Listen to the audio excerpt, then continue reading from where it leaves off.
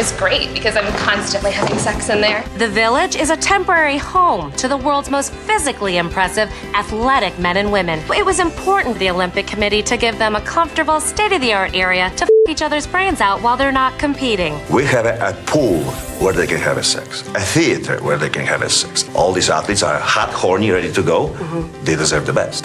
I was in Vancouver where I got eaten out by this French speed skater. I have to say, these facilities are even better, and I'm going to try to a Japanese guy. You spared no expense. These athletes deserve the best. They sacrifice so much for their countries. They deserve to be able to until their and can't take it anymore. And these facilities won't go to waste. Once the Olympics are over, they'll be converted to a resort where Russian businessmen can come to their prostitutes.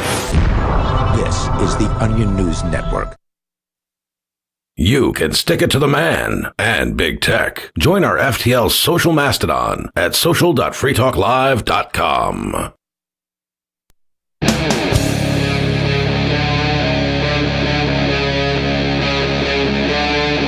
Free Talk Live. It is Free Talk Live, a very special Christmas/Hanukkah or Chrismukkah edition. I saw that word, portmanteau. In the studio, it's Chris. And Stu. And this is kind of a bittersweet episode for us. This will be the last time we do a Wednesday night. That's correct. Because there will be changes in store following the new year. Hopefully it's not the last Christmas episode. Yes, hopefully not. For as long as I know, there's always been an episode every night. So Yeah. I'm sure there will be another Christmas episode. Is that your way of volunteering for the next Christmas? If I'm around, sure. Okay, that's fair. That's fair. I promise I will volunteer if I can't come up with an excuse to miss it, like I've successfully done on this show for a couple of years. I have done Christmas shows before, but I wasn't going to miss this one. There's just too much good stuff to talk about, and first of all, because this doesn't happen all the time, Christmas and Hanukkah both fall on today. So happy Chrismukkah. I think that's... Yeah, I don't know. Sounds okay to me. Somebody else might have a problem with that. Right. Anything we could do to equally offend Christians of the world on the birth of Christ and anyone of the Jewish persuasion on a very holy day, I'm all for. Sure. Right. I like when people are offended. Right. So please don't be offended, but please accept our humble wishes for a happy holiday season, whichever holiday you celebrate. Or if you don't celebrate any holidays, have a great day. That's all I got to say. But I did want to start with a little post from FEE. The Foundation for Economic Education, and they had an apropos post a couple days ago. It's the story of Santa's last journey. It was exactly 50 years ago, a young swashbuckling fruit farmer from Sunny Slope, Idaho, named Steve Sims, was serving his first term in the U.S. House of Representatives. He was a political newcomer who no one took seriously except the voters. A devotee of Leonard Read, bee seminars, and freedom, Steve took the primaries and general election by storm with his resonating message of free markets, non-interventionism, and constitutionally limited government. To this day, his television ads have never been equaled. Looking into the camera with a luscious Sims apple in his hand, Steve would declare, quote, "Vote for Steve Sims and take a bite out of the government," unquote. Then crunch. Who could resist such an appeal? No, I don't know if I could stomach the taste. A Sims apple? Just taking a bite out of the government. Yeah, that would leave a bad taste in my mouth. But the idea of reducing government, I can get on board with that.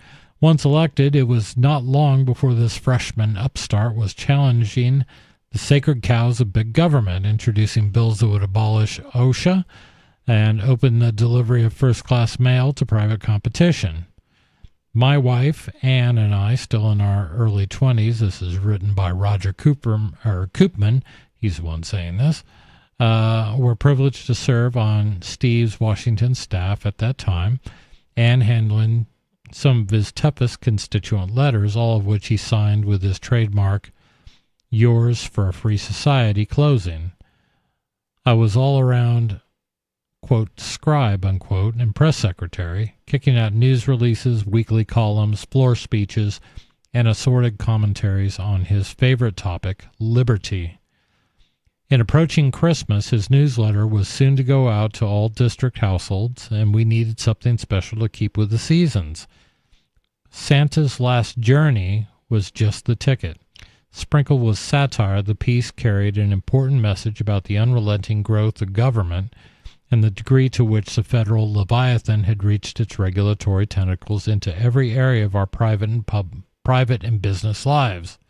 How could Santa continue to withstand all of these bureaucratic edicts? He couldn't, we concluded. This would doubtlessly be St. Nick's last year in operation. It was hopeless.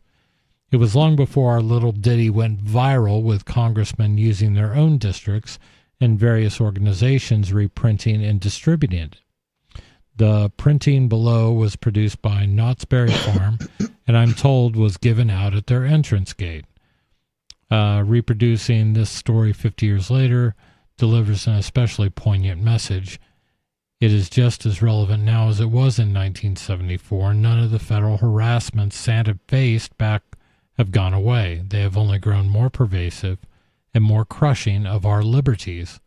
Steve Sims served the cause of freedom with great distinction for many years, eventually defeating the invincible Frank Church and becoming a distinguished U.S. Senator. Tragically, this courageous voice of liberty went silent last summer at age 86. Reading Santa's Last Journey this Christmas would be a fitting tribute to a great man who never gave up the hope and promised a free society he so loved and cherished. And we'll read Santa's Last Journey. Rumors are flying around Washington to the effect that this may be Santa Claus's last year in operation. Sources within the federal bureaucracy are privately indicating that the jolly old man is in big, big trouble. Apparently, from the federal government's point of view, Santa has been, quote, getting away with murder, unquote, for years now, quote, breaking every law in the books, unquote, as they put it. And indeed, the time has come to crack down on this, quote, unconscionable situation, unquote. Here is the inside scoop on Santa's long list of infractions. Number 1, operating a flying sleigh in absence of certification by the CAB, a clear violation of the Civil Aeronautics Act of 1938. 2, unlawfully competing with the U.S. Postal Service on airmail deliveries. 3, violating EPA requirements for emissions control devices on his reindeer.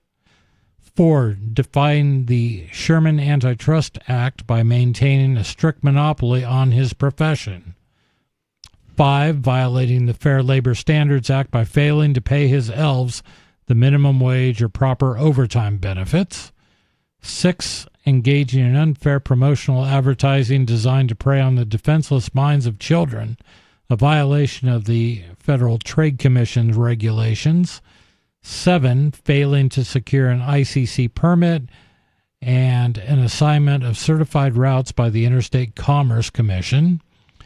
8, violating numerous occupational safety and health administration regulations by operating a, quote, unsafe workspace, unquote.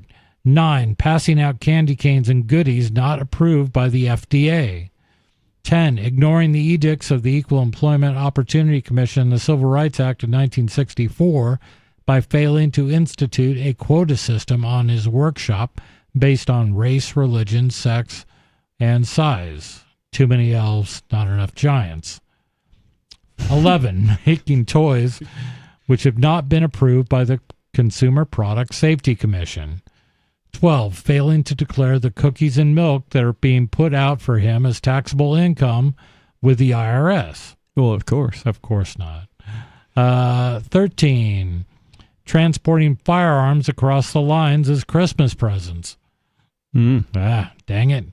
14, avoiding state and federal taxes on his sleigh, not to mention licensing, registration, and having an operator's permit. 15, violating various National Labor Relations Board regulations, including the maintenance of a non-union shop and unfairly competing with the Chimney Sweeps Union. It is said that these are but a sampling of Santa's more serious federal offenses, which, taken in total, will certainly put the man in red out of business for good. At present, we are told St. Nick is frantically searching for a lawyer, but no one as yet is willing to come to his defense. Apparently, it's an open and shut case. Meanwhile, there is another Santa Claus of sorts in the country, which operates the whole year round and has served us well for many, many years, but is presently in the same predicament as St. Nick. As a result, it is being pushed to the brink of extinction. It's called American Free Enterprise System. Will anyone come to its defense? Yeah, imagine that. Disclaimer, kids, if you're listening, and in honor of Captain Kick-Ass, Santa's not real. Oh, come on, man. You don't know that. But could you imagine, were Santa real, getting shaken down by a police officer, like papers, please, and all of this stuff? And every federal agency going, no, you can't do that. You got to fill out, all the forms aren't in. And not to mention, I'm sure Santa has been known to distribute some illicit substances now and then. I can't say for certain, but I'm fairly certain Santa has left a little surprise for me under the tree a year or two. Yeah, I imagine he's delivered all manner of things. But it's interesting in this 1974, piece, most of these bureaus and violations, this stuff hasn't gone away in 50 years. Things have changed names, but the regulations absolutely still exist.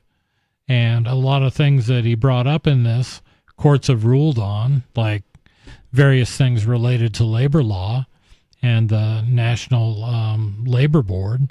But that doesn't mean it went away. It just means they wrote things a little differently to make sure they can continue to harass Americans. And that's the thing that frustrates me most is I do this show and we talk about, the egregious things Washington does, but there is no way of getting out from under it. That's right.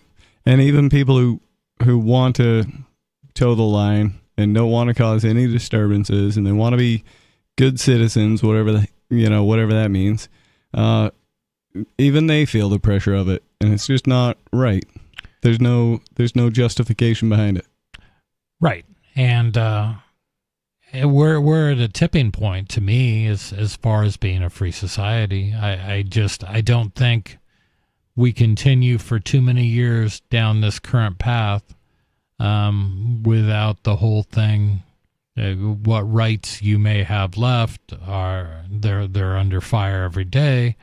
I just don't see it lasting. I said this on the 4th of July 3 or 4 years ago, but the American dream, it's dead. It's nice to talk about. The great American experiment is great to talk about. How we're an upstart nation. We left a tyrannical king, and we set off with what looked to be a good set of guidelines and rules in the Constitution, and it's not held up. It's not held up. It wasn't defendable, or it wasn't defended enough to allow this slow creep of big government, and it's just gone. There is no fixing it.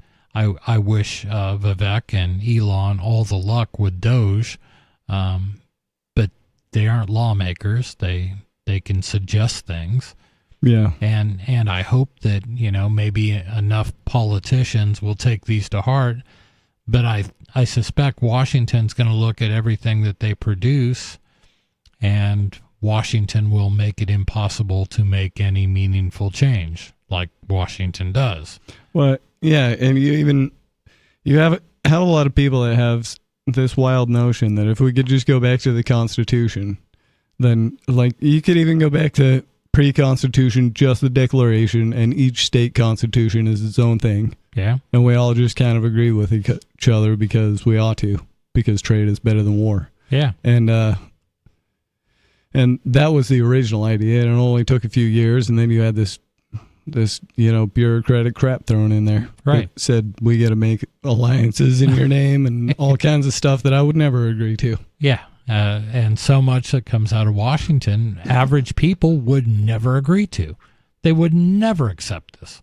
But in a representative government where your representatives are bought and paid for by interest groups, what do you have? This is what you get. And I don't think there's any choice other than secession. I think that the United States needs to fall apart. It needs to be broken up into 50 different pieces, and we'll start there.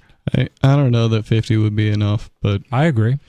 And that's a big part of the reason that the states out west are so large, is that they didn't want that many, separate states to corral.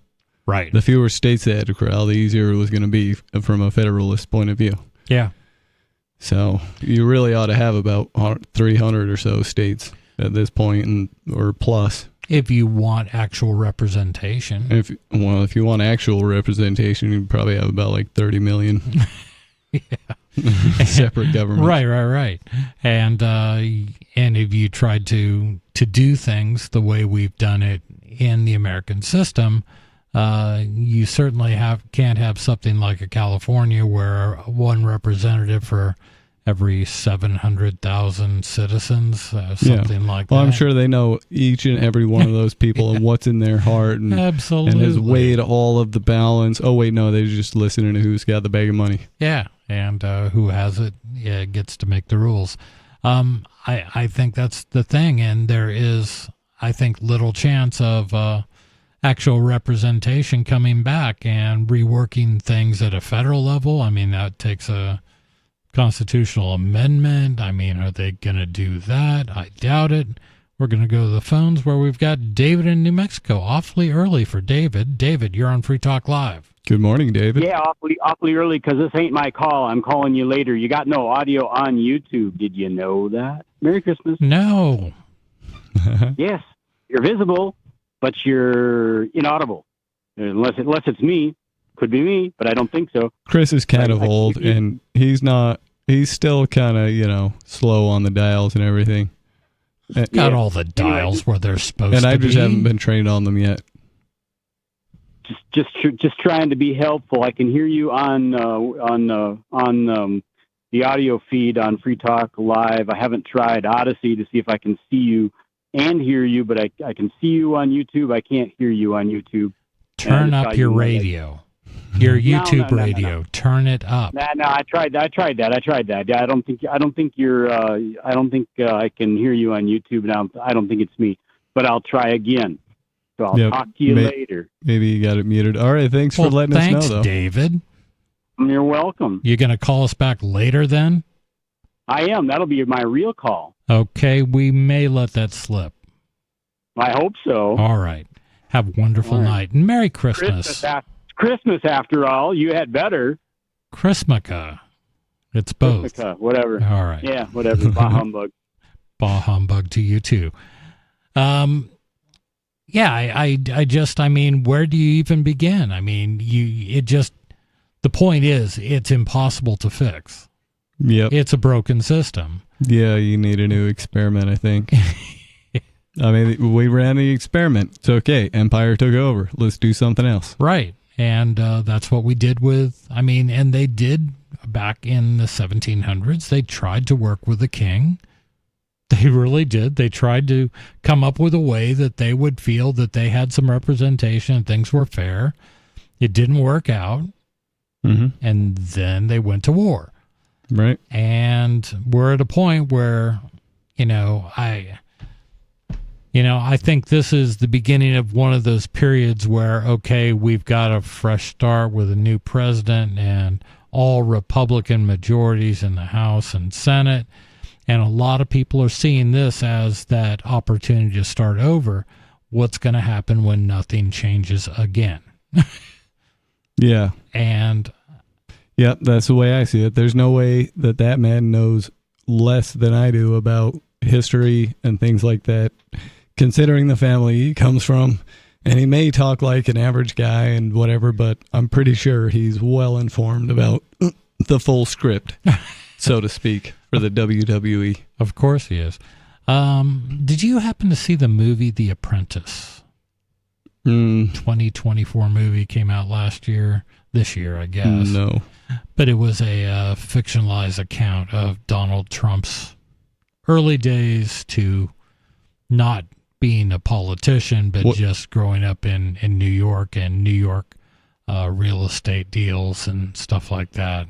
Wasn't that the name of his television show? It was. Okay. It was. That's kind of the hook. And but it was pretty interesting. Did they talk about the part where he got bailed out by the Rothschild banking cartel? Didn't talk about that. But did they talk about his uncle John Bush and how he got all of Tesla's papers? No, why would they talk about any of that? Come on, man. Because that's the fun part of history, right? Exactly. That's why they had you memorize the preamble to the Constitution, but then they didn't want to talk anything about what was inside of it. I agree. Now, this was a purely fictionalized, and I will say not quite completely flattering view of Donald Trump.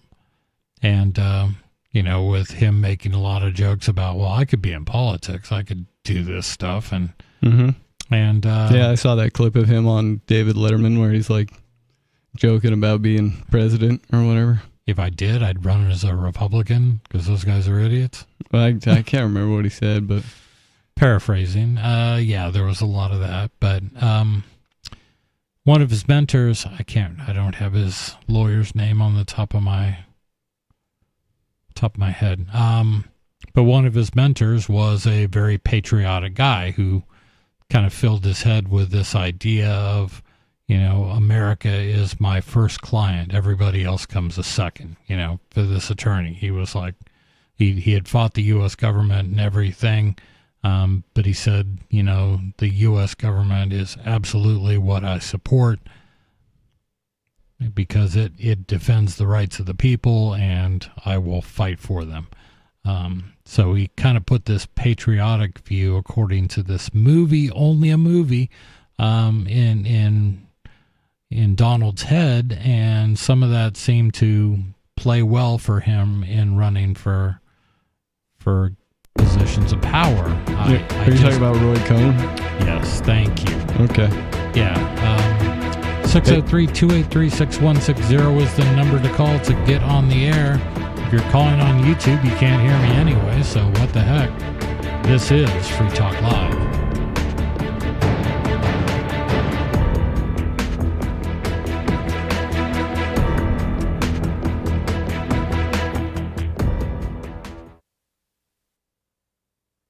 Hey, you are going to love the movie Victimless Crime Spree. It's hilarious, heartwarming, and carries a ton of inspiring freedom messages. Feeling down about the lack of liberty in your life? You need to put on this film with some friends and have a good laugh.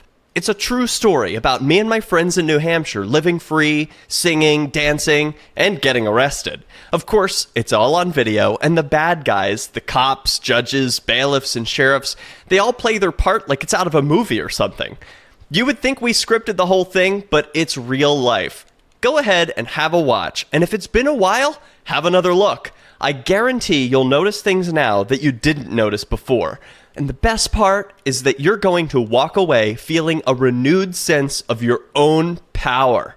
You are the master of your destiny, and you will be free in your lifetime. Victimless Crime Spree. From Feature Story News in Washington, I'm Nick Harper with the Year in Review.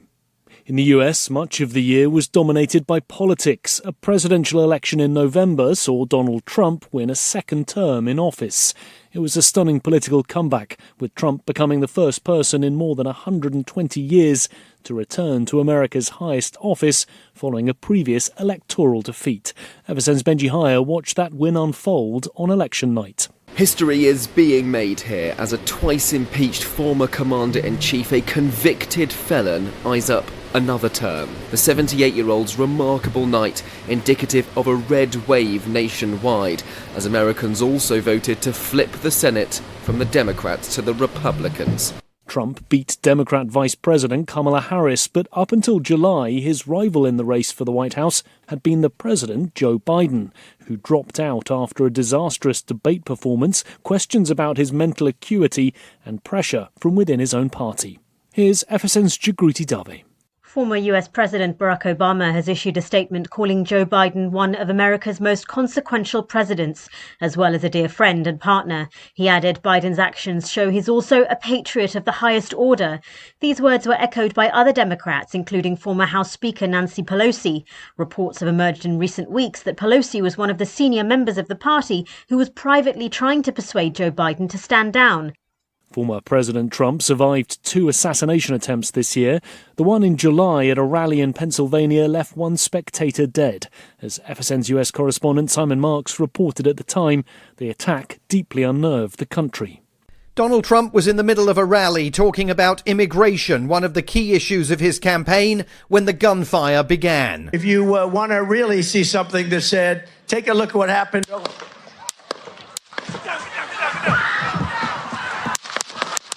The former president clutched his ear and fell to the ground. Secret Service agents clambered onto the stage to tend to his wounds and protect him.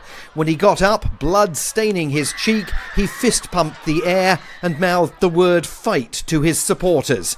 President Biden reacted to the news about his rival at his home base in Delaware. The idea that there's political violence or violence in America like this is just unheard of. It's just not appropriate. And everybody must condemn it. The gunman was located outside the Trump rally's security perimeter, perched on the roof of a structure overlooking the event with a direct line of fire at the former president. It took onlookers to inform the Secret Service about the attacker's presence. Photographers at the scene captured images of a wounded Trump that have immediately become iconic images of defiance and determination. From bureaus worldwide, this is FSN with the Year in Review. Don't miss a moment of Free Talk Live. Get our archives daily via our podcast at feeds.freetalklive.com.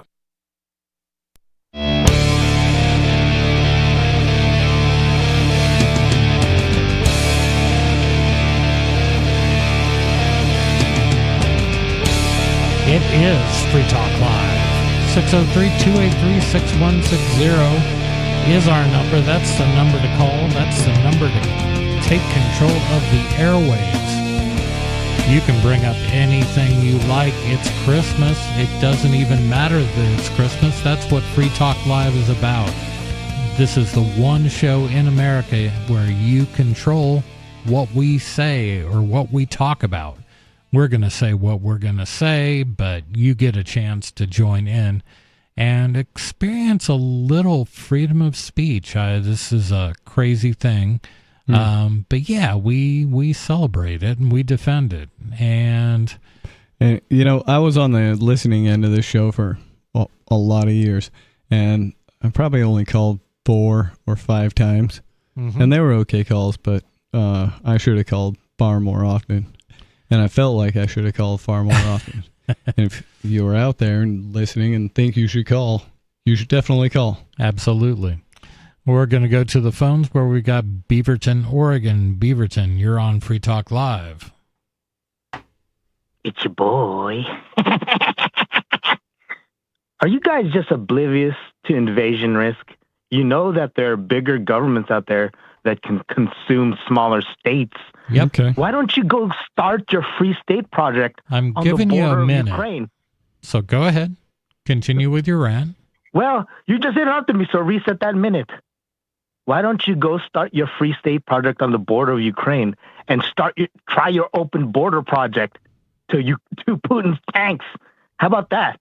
You take for granted our military dominance. You don't understand the value of security, and you think you can just break up this union when we're living in a world full of government sharks. And let me talk about principle, right? You can leave, right? This is what Roger Ver did. Only he didn't stick to his true freedom principle.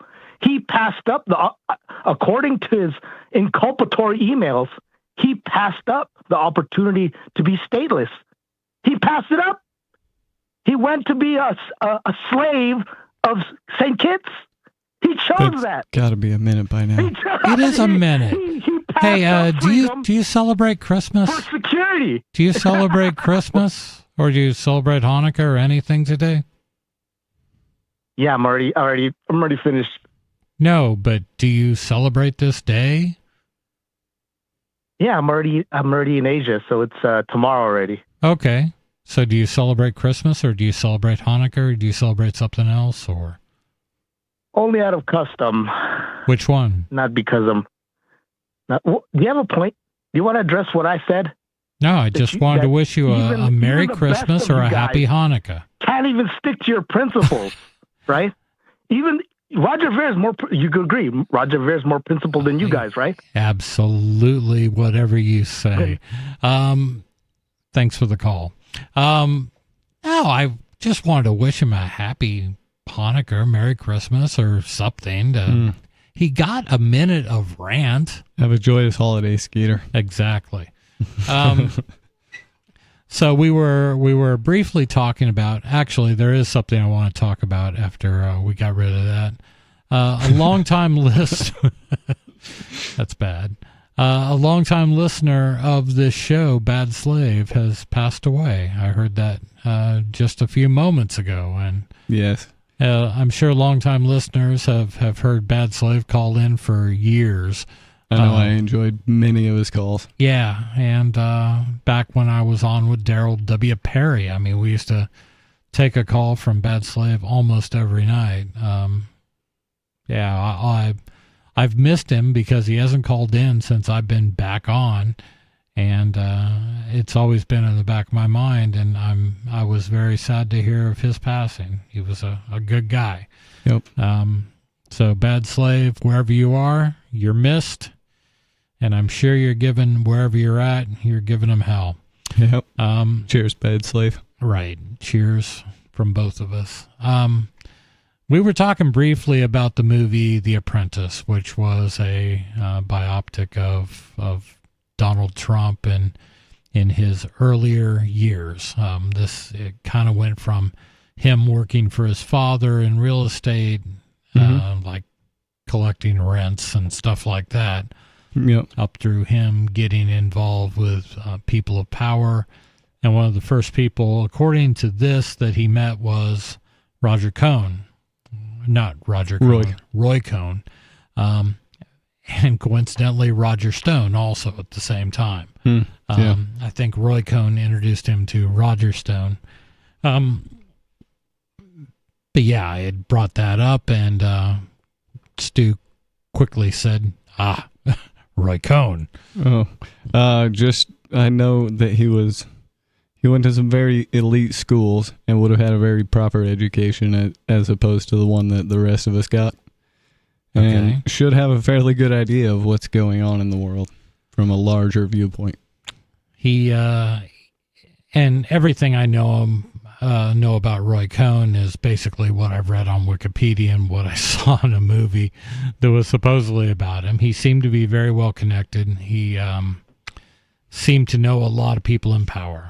And he knew the right people to contact and the right people to threaten, right? The right people to blackmail and all this stuff. Of course, this is a fictional account, so I don't know for sure, but that's probably fairly accurate. That's how the Rockefeller story is. Yeah, and it's just it. Like I never really understood how Donald Trump, other than seeing politics as another reality television show, which I think he did kind of start out with that in mind, how he was able to connect with people of power. I know he connected with the people. People really liked what they saw, and when the alternative was Hillary Clinton in 2016, it was not that surprising to me that he would win. Previous to that, he was always kind of in the public sphere, but what I remember of him growing up is he was a rich kid, right? That made a lot of bad deals and had to declare bankruptcy a whole bunch of times, and everybody made fun of him for it. Exactly. But I mean, I was a kid; I didn't really know anything. But that was what the public persona was of him, right? And it was an awful long time before. Well, it was a long time. First of all, it was success, and then it was bankruptcy, and then at that point, I just kind of wrote that off. I mean, Donald Trump, he still does real estate, I guess, and that was kind of my thoughts for 20 years. You want to hear my tinfoil hat take on it? Please. Okay. So Donald Trump, highly connected, and they needed to groom him to be what he is today. And by tricking him into business deals that were surefire things, but then rug pulling the other end on him. Okay. Because they have more money and they know what's going on better than him. Right. They just trick him a bunch of times, and then they get him basically to where he's like, oh no, I screwed up and I blew all the family money. What am I going to do? And then, somebody comes to bail him out. So he's beholden to somebody, as well as having that mindset programmed into him. Okay, that's not unreasonable to think that they could do that. He had plenty of opportunities to owe a lot of people a lot of money and owe a lot of people a lot of favors. Mm-hmm. Yeah, it's interesting. I thought the movie was, I'll just say interesting and entertaining. It wasn't much more than that. To me, I didn't get any great insight into some aspect of who Donald Trump is or really where he came from, because it's a fictional account. Yeah, I have no idea what that guy is actually like. I got the feeling he's a really good actor and nobody actually knows what he's like except for the people who are close to him.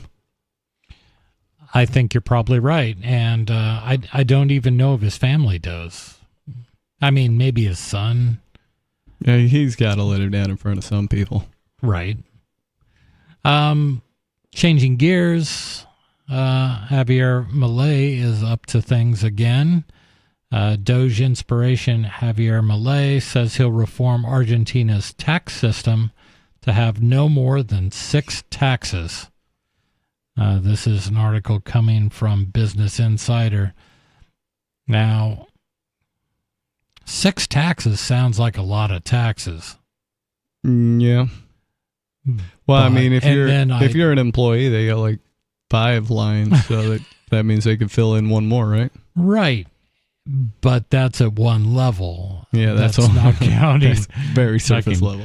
Right. You're not talking about state. You're not talking about local taxes. You're not talking about regulatory burden that everybody is under. And this idea that Milei wants to take all of these different taxes and boil it down to 6 seems like it might simplify things, but this was a December 23rd T-Ball Spere article in Business Insider. Argentina's President Javier Milei says he will reform Argentina's tax system to have no more than 6 taxes. In a clip from an interview with Forbes Argentina published on Sunday, Milei said, quote, "Will advance privatization, deepen labor reforms, and eliminate 90% of taxes, not the revenue, but the number of taxes, moving to a simplified system with no more than 6 taxes at most," unquote. It will be the latest sweeping move by a firebrand president who has inspired members of the incoming Trump administration. Since taking power on December 10th, 2023, Milei has presided over sweeping cuts. He has fired tens of thousands of public employees, shut down half the country's 18 ministries, and reduced state spending by an estimated 31% in his first 10 months alone, making good on a pledge to take a, quote, chainsaw, unquote, to the state. Milei's action caught the attention of Elon Musk and Vivek Ramaswamy, the men now charged with a similar task under President-elect Donald Trump. Last month, Musk said Argentina has made, quote, impressive progress, unquote, while Ramaswamy said that the U.S. needed, quote, Milei-style cuts on steroids, unquote. In an interview, Milei said his administration had only accomplished the first step of its plan, and that what was coming next was a deep chainsaw, unquote. That all sounds good. It does. And usually these types of headlines always sound good. With Milei, it seems like he's actually backing it up with some action. It's been an interesting thing to follow along.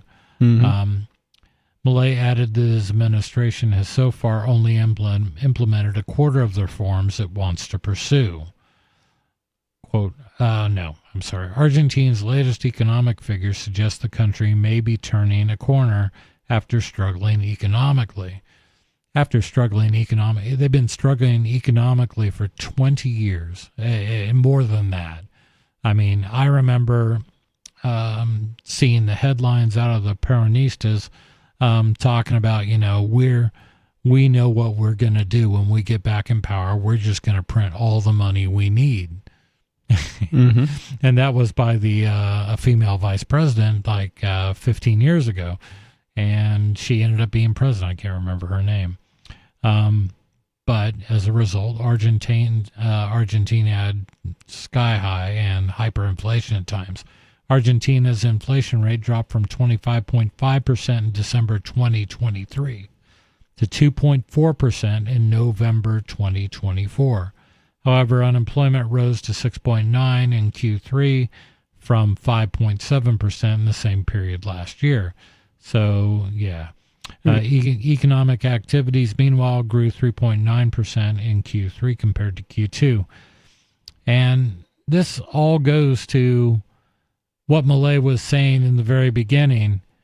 We're going to do it, but it's going to be painful. Yeah, I don't know. It's a little painful. You might lose your job if your job is kind of useless. That's the way it goes. Yeah, and I'd like to know those economic numbers, if they're including government jobs or if these are free market That's a good jobs. point. Yeah. Yep. It doesn't really talk about that. According to BBVA projections, Argentina will achieve a fiscal balance in 2024 for the first time in 15 years.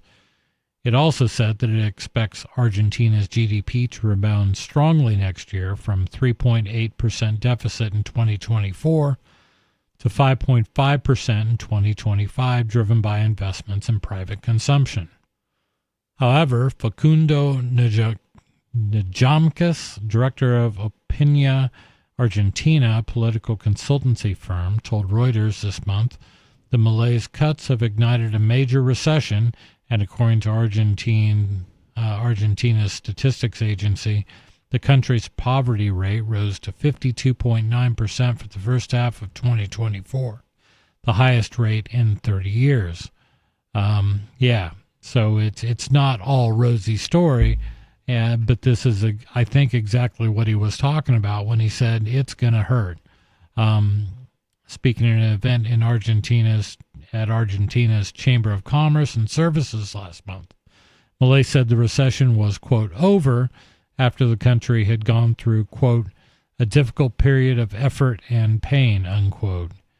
And in an episode of Lex Fridman's podcast last month, Milei advised Musk and Ramaswamy to go, quote, all the way, unquote, in cutting U.S. federal spending.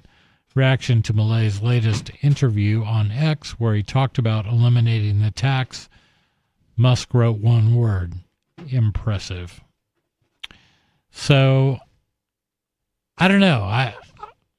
It's interesting to see somebody actually pursuing this from an Austrian point of view, who recognizes that government spending is the biggest driver of inflation.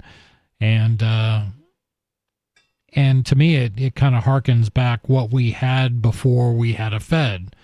We would have these periodic panics where a lot of people would be out of work, and a lot of people would be in failed banks and lose money and things like that. Mm-hmm. But it would rebound in a couple years. I suspect Argentina is going to see the same couple of things. I don't think all the pain's done yet. I think if he continues, people in Argentina are going to be hurting for a while. In the end, in 2 or 3 years, I don't think they would ever trade anything to go back to the system before. That's my optimism. I'm sure. I'm interested in really to see what it does for small business versus large corporations. And that's a field test that hopefully we get to see. I think we will, with the amount of, and Argentina is now attracting more investment. When they say attracting investment, it isn't like, hey, I'm here to invest in your country, so who needs the money? It's no, it's, they want to put up Walmarts and McDonald's. Exactly. Yep.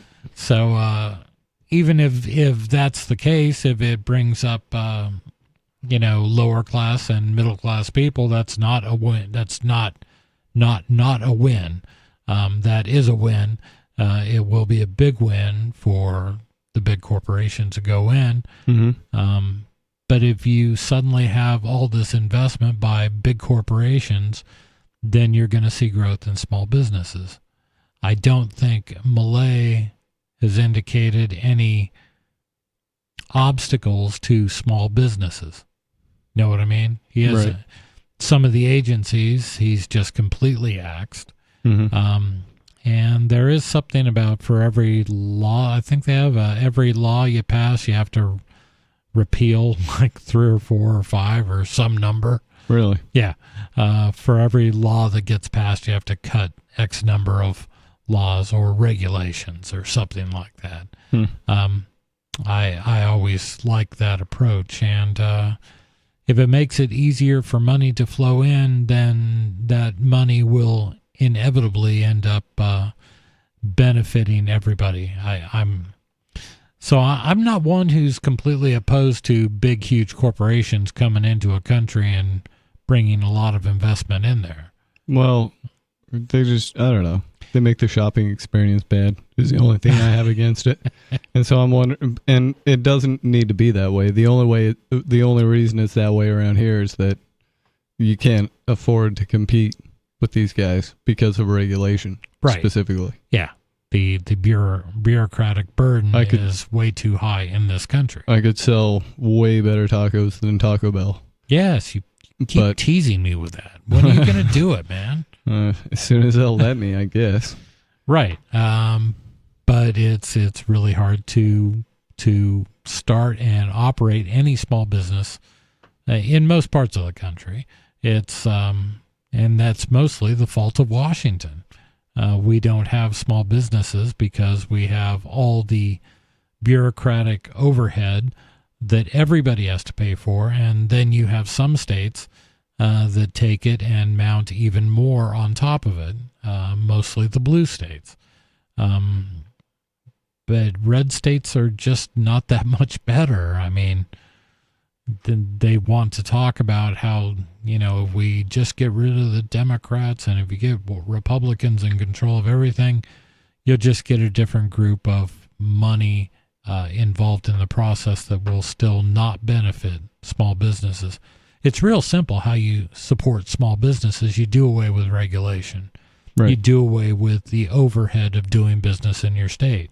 Mm-hmm. There shouldn't be a gazillion licenses and inspections and all this crap that we have now that small businesses have to jump through. No, if you're out there doing something the market doesn't like, you're just not going to last very long. Right, but who brings all those regulations? Most of it is written by the biggest corporations. Mm-hmm. They want to raise the bar to getting into the market. That's right. To a point where only they can afford to. So anybody who's serious about supporting small business, you need to go Malay chainsaw style on regulations, and that's really it. It would be such a different world if it were a level playing field, or if we all had the same things, things that we could afford, not the things that only big corporations could afford. Yeah, it's a shame.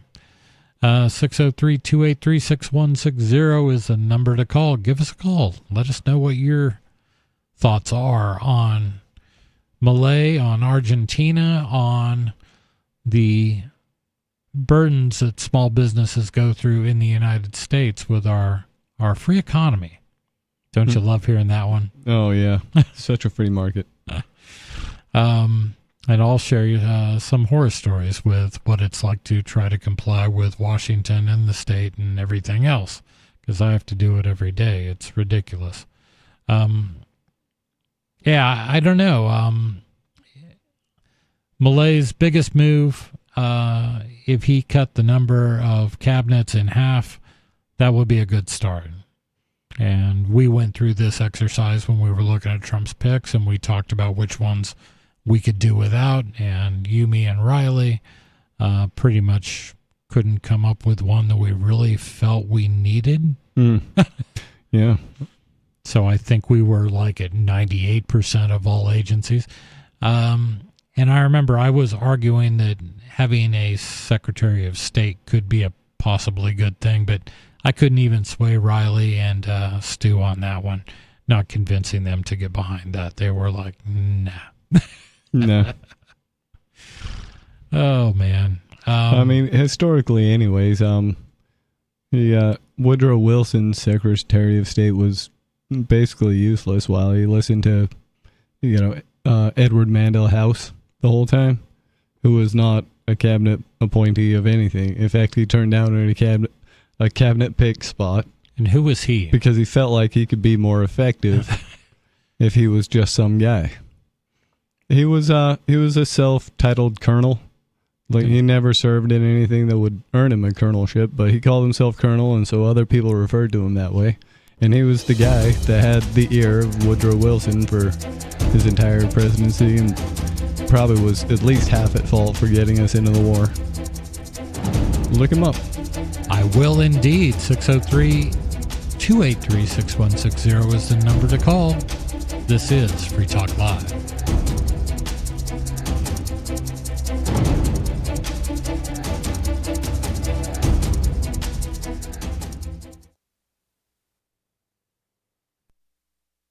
This hour of Free Talk Live is brought to you by Dash Digital Cash. Dash is the cryptocurrency designed to be used for spending. Rising fees have made Bitcoin useless for purchases, but Dash continues to have fees less than 1 cent per transaction, and its features ensure Dash is undefeated as the most useful cryptocurrency in the marketplace. From a technical standpoint, Dash transactions are irreversible, and its network is protected from 51% attacks by their Chainlocks technology. There's no need to wait for a confirmation before considering a Dash transaction complete, so it's great for merchants. Dash is one of the oldest cryptocurrencies and is widely available on exchanges, including the decentralized Maya protocol, and in multi-crypto wallets. It's easy to get and use Dash. Start by learning more at dash.org. Big thanks to the Dash DAO for sending us 32 Dash per month to promote Dash on the air. Visit dash.org to learn about Dash. Dash.org. Free speech is protected on the internet, right? Not always. Government agencies try to limit free speech and commerce on the net. Luckily, when they do, the Institute for Justice is there to defend your First Amendment right to free speech. IJ helped set the first federal precedent for internet free speech in 1999, and ever since has worked to prevent unconstitutional roadblocks in cyberspace. Visit our website today at ij.org. What if you want to hear the latest episode of Free Talk Live, but all you have is your phone, you forgot to download our archive, and you have no data connection? You can call our Listen line at 641-793-0191. That's a long-distance number, so you may incur charges. If not, listen as long as you want. 641-793-0191. The Free Talk Live listen line, 641-793-0191. You're listening to the live edition of Free Talk Live. Hour number 2 is next, after the news, here on the Liberty Radio Network at LRN.FM. From Feature Story News in Washington, I'm Nick Harper with the Year in Review. In the US, much of the year was dominated by politics. A presidential election in November saw Donald Trump win a second term in office. It was a stunning political comeback, with Trump becoming the first person in more than 120 years to return to America's highest office following a previous electoral defeat. Ever since Benji Heyer watched that win unfold on election night. History is being made here as a twice-impeached former Commander-in-Chief, a convicted felon, eyes up another term. The 78-year-old's remarkable night, indicative of a red wave nationwide, as Americans also voted to flip the Senate from the Democrats to the Republicans.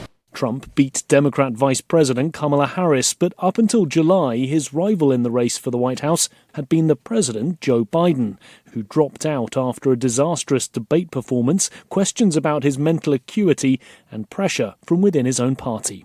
Here's FSN's Jagruti Dave. Former US President Barack Obama has issued a statement calling Joe Biden one of America's most consequential presidents, as well as a dear friend and partner. He added Biden's actions show he's also a patriot of the highest order. These words were echoed by other Democrats, including former House Speaker Nancy Pelosi. Reports have emerged in recent weeks that Pelosi was one of the senior members of the party who was privately trying to persuade Joe Biden to stand down. Former President Trump survived 2 assassination attempts this year. The one in July at a rally in Pennsylvania left 1 spectator dead. As FSN's US correspondent Simon Marks reported at the time, the attack deeply unnerved the country. Donald Trump was in the middle of a rally talking about immigration, one of the key issues of his campaign, when the gunfire began. If you want to really see something that said, take a look at what happened.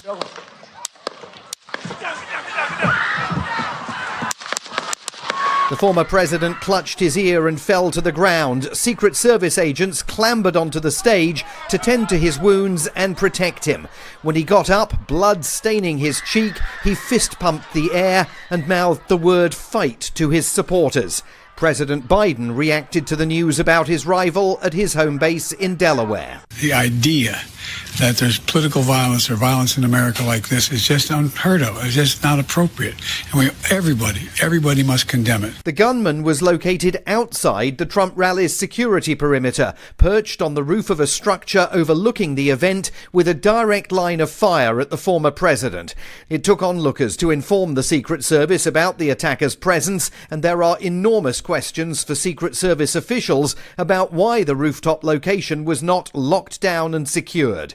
Photographers at the scene captured images of a wounded Trump that have immediately become iconic images of defiance and determination. From bureaus worldwide, this is FSN with the Year in Review.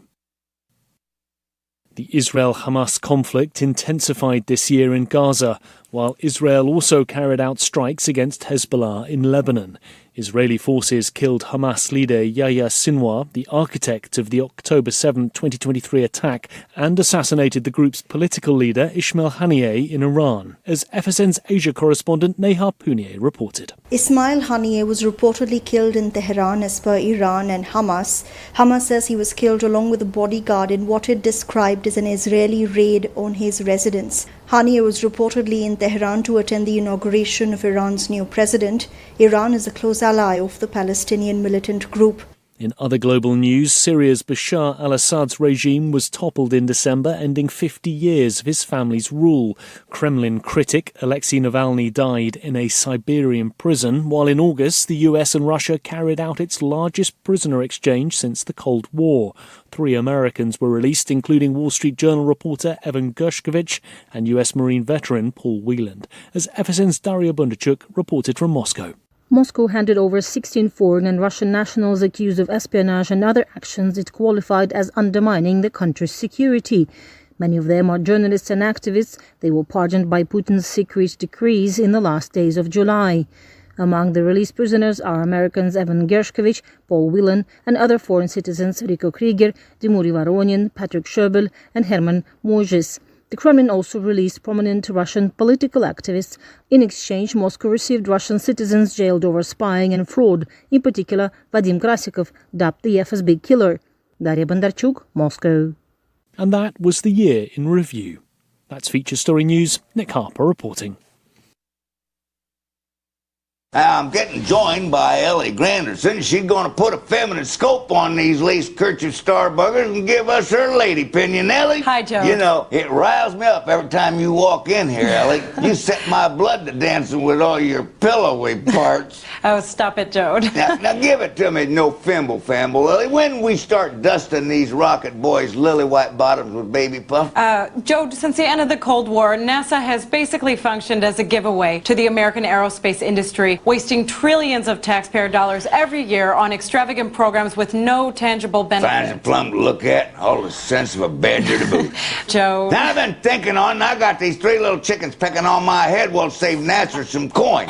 Man wants to go to space, can strap on the helmet, climb in the cannon, let the Chinese gunpowder carry him off among the stars. He'll come back now. Gonna skin a fox in one throat, and you're gonna fancy on it. This is the Onion News Network.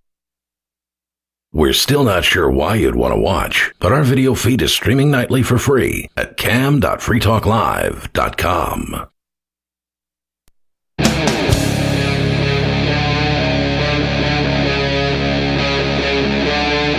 Free Talk Live. It is Free Talk Live. Thanks for joining us for hour number 2 of our show. Our phone line is 603-283-6160. That's the number to call to get on the air, to let us know what's on your mind, to change the topic. You can talk about anything you like on Free Talk Live because it is true open phones radio. But first, I wanted to remind you that Free Talk Live is brought to you by Dash Digital Cash. Dash is a cryptocurrency made for spending. You can pay your bills with Dash at Spritz.finance, plus they can send dollars to your bank if you still need those for something. Thanks to the Dash DAO for sending us 32 Dash per month for this sponsorship. It's easy to get and use Dash. You can learn more at dash.org. That's dash.org. In studio, it's Chris. And Stu. And we have been talking about, we talked a bit about Malay. We talked a bit about Trump. We talked about the holiday season. And Stu, you always do this. You bring up some obscure fact that nobody has in front of them. But what was the guy's name, that colonel that worked for Woodrow Wilson? That was Edward Mandell House. And Edward Mandell House, not a Secretary of State. Nope. Not a member of the government. Nope. But influential with Woodrow Wilson. Highly influential. And probably was even sent on basically diplomatic missions. Interesting. Yep. Just as a citizen or as a stooge or... Yeah, or whatever. I mean, Ben Franklin was triple agent anyways. These things should be commonly known. Come on, Ben Franklin. These should not be obscure facts. Not a spy. You don't get to be a spy when you have, like, those glasses. Ben Franklin glasses. They were bifocals.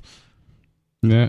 I don't know. He seemed to have been working for the French, the British, and the Americans all at the same time. So you get 3 paychecks. I mean, that's how he was doing. Not a bad gig. I mean, hey. Yeah, but Stu also brought in something that we've talked about in the past, and Rand Paul puts this out every year, correct? Yeah, as far as I know. The Festivus Report.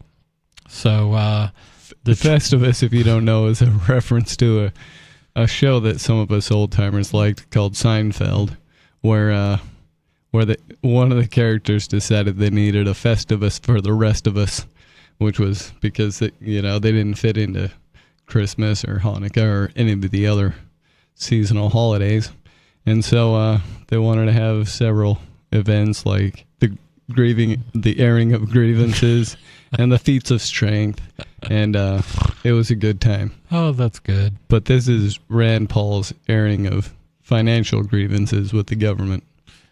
And we'll read the intro and we'll talk about some of what's in it. The Festivus report is usually 40 to 50 pages long. It includes much more detail than what we'll go into here, but I wanted to get the intro in. Festivus Report 2024. Happy Festivus. How is 2024 already wrapping up? It feels like we blinked and history dumped a year's worth of plot twists on us. Donald Trump dodged 2 assassination attempts. Vice President Kamala Harris ousted President Biden from the presidential race at last minute, only to fail spectacularly. The 2024 Summer Olympics in Paris captured global attention with a brilliant display of breakdancing from our friends in Australia, and November handed control of Congress to the Republicans. Yet, even amid these seismic events, one issue remains unchanged: the ever-mounting national debt. Last Festivus, we bemoaned the national debt nearing $34 trillion. In just a year, Washington career politicians and bureaucrats have managed to push it up beyond $36 trillion, unsurprisingly, without hardly a second thought. Who's to blame for our crushing national debt? Everybody. This year, members of both political parties in Congress voted for massive spending bills filled with subsidies for underperforming industries, continued military aid to Ukraine, and controversial climate initiatives. As Congress spends to reward its favored pet projects, the American taxpayers are forced to pay through higher prices and crippling interest rates. The same big spenders teamed up yet again to continue sending Americans hard-earned money to foreign countries, funding endless wars, all the while still ignoring our wide-open southern border. And our mountain of debt will continue to pile even higher. The Congressional Budget Office predicts we will add an average of $2.1 trillion in debt annually for the next decade. According to a July House Budget Committee report, the U.S. government will add over $6.4 billion of debt every single day for the next 10 years, borrowing over $268 million every hour, $4.5 million every minute, and over $74,401 every second. This year, I am highlighting a whopping 1.08313329626.12. That's $1 trillion. That's just over $1 trillion in government waste, including things like ice skating drag queens, a $12 million Las Vegas pickleball complex, $4.8 million on Ukrainian influencers, and more. No matter how much money the government has wasted, politicians keep demanding even more. As always, taking the path to fiscal responsibility is often a lonely journey, but I've been fighting government waste like Doge before Doge was cool, and I will continue my fight against government waste this holiday season. So before we get to the feats of strength, it's time for my airing of spending grievances. I think that's funny that he calls Doge government waste, which that's what it is in my eyes too. You just made another department. You're talking about getting rid of the department, so you just made another one. Well, fortunately, at least it's unfunded. I guess there's that, but right. So here is an overview of what is in this Festivus report for 2024. Ghost towns on the government's dime. The federal government spent $10 billion on maintaining, leasing, and furnishing almost entirely empty buildings. Yeah, it's not a bad deal. $10 billion. It's like if you talk about numbers like $10 billion when we're talking about trillions, it almost seems like an inconsequential amount, and that's how they think in Washington. Mm-hmm. It's not even worth cutting because it's only $10 billion. Yep. Second one, a pandemic plunder. A Florida man stole $8 million in COVID-19 relief funds to buy an island and more.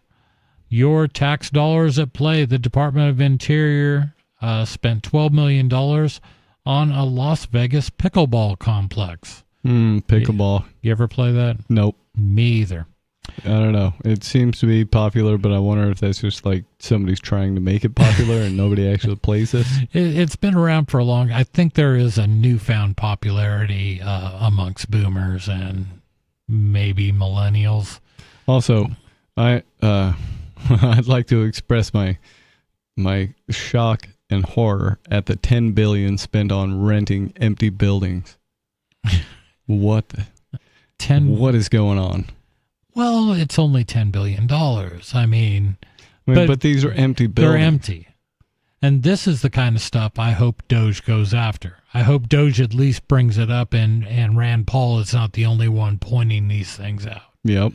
Hopefully hopefully Trump will be embarrassed by this stuff. Hopefully. It's on somebody ought to be on his watch. Real embarrassed. Right. Taxpayer funded a disinformation index. Department of State wasted $330,000 to fund censorship of non-liberal and conservative media. Well, that's only a waste if, right. If you care about things like freedom of speech and whatever. Yeah, I kind of do.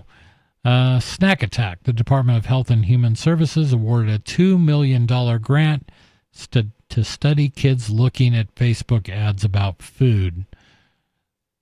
This is part of why I don't really use Facebook, because even if you use it for just the best of reasons, it's going to harvest some weird data off you. Right. Taxpayer dollars down the drains in Nevis. The Department of State spent $108,000 on a non-functioning hotel. Well, that's no different really than leasing $10 billion worth of real estate. They spent $12 million on a hotel that doesn't work? It's just over $108,272 on a non-functioning hotel. And Nevis is a different country. So that's like leaving the country. The money leaves to prop up I guess a failed business. Direct file fail. Congress spent $15 million to turn the Internal Revenue Service into an unconstitutional force to prepare, file, and audit your hard-earned money. Rats. HHS spent nearly $500,000 on a depression study of lonely, starved rats. The Department of Health and Human Services spent $419,470 to determine if lonely rats seek cocaine more than happy rats. I'm sure they found that they do. How could you find anything? How could you just not come to that conclusion and say, seems right, and not spend $500,000? Mm-hmm. The influencer effects hit form policy. The Department of State, DOS, squandered $4.8 million on influencers. So the Department of State is paying these people that I generally just make fun of for being an influencer and to think that that's a job. Why does the Department of State need to hire influencers? That should be a major problem for everybody. It should be. All of these should be major problems for everybody. And these things get put into place because they'll bury them in some law, something that gets passed, some continuing resolution, some even the defense bills that we have to pass every year. Mm-hmm. They say we have to pass these every year to fund our military. That stuff is so full of pork. nobody reads it. They just look at the bottom line and go, well, if that's what we got to pay to keep America safe, then that's what we got to pay. And that's how you end up with a lot of this crap. Circa de Taxpayer, the National Endowment for the Arts, spent $35,000 to promote circuses in city parks. $35,000 to promote circuses in city parks. So that was just like a government subsidy that you could get if you put on a circus in your city park? Right. Huh. Girls just want to have fun. The Department of State spent $3 million for, quote, girl-centered climate action in Brazil. So, yeah, they're not only coming... That's what drives me nuts about this list every time. It's bad enough that they're wasting this money in America, but they're exporting, like if there were ever a benefit, like a job or somebody actually got something out of this, no. They send the money overseas, and $3 million on girl-centered climate action in Brazil. A State Department production featuring your hard-earned money. The Department of State spent $345,434 on football engagement to counter terrorism. Football engagement to counter terrorism. Yes. Meaning getting the NFL to tell you that terrorism is bad, I guess? Yeah, something like that. I skipped around here. State Department production featuring your hard-earned money. That's why I started off, but I read the wrong one. The Department of State paid the Royal Film Commission $873,000 for movies in Jordan. So we send almost $1 million from the Department of State to Jordan. No, to the, who was it? The Royal Filmmaking Company or something? So I imagine that's probably British. Could be. Huh. Yeah. When bailouts go bust, the United States Department of the Treasury, granted a failed trucking company a $700 million pandemic-era loan. So, granted a failed... The company already failed, but they got a $700 million loan from, I guess, leftover bailout dollars. Great. I wonder if they're operational today or if they just took the money and ran. I think I'd take the money and run. If money is just, if somebody gets a $700 million loan, they've already failed, that tells me you have zero chance of repaying that loan. Mm-hmm. So, yeah. And from the mindset of the guy who got the money, he already failed a trucking business. He probably doesn't want to try it again. Just take the money and start a $700 million hot dog cart. Exactly. Flocking together. DEI takes flight. The National Science Foundation, or NSF, spent $288,563 to ensure birdwatching groups have safe spaces, a.k.a. affinity groups. Well, now this is important. It is. I often think of, do birdwatching groups have a place where they can feel secure in their own skin, where they can feel inclusive? And non-threatened. Exactly. Holy crap, dude. We have to have this. Interestingly, waste. Americans are paying $892 billion in fiscal year 2024 on the interest on Uncle Sam's credit card. So that's what we paid in interest on our debt, $892 billion. Almost 0.9 trillion there. Yeah. We're approaching $1 trillion a year just in the debt. I've got another story. We'll talk about that. Hashtag to handouts in Ethiopia. The Department of State spent $500,000 to expand the U.S. Embassy in Ethiopia's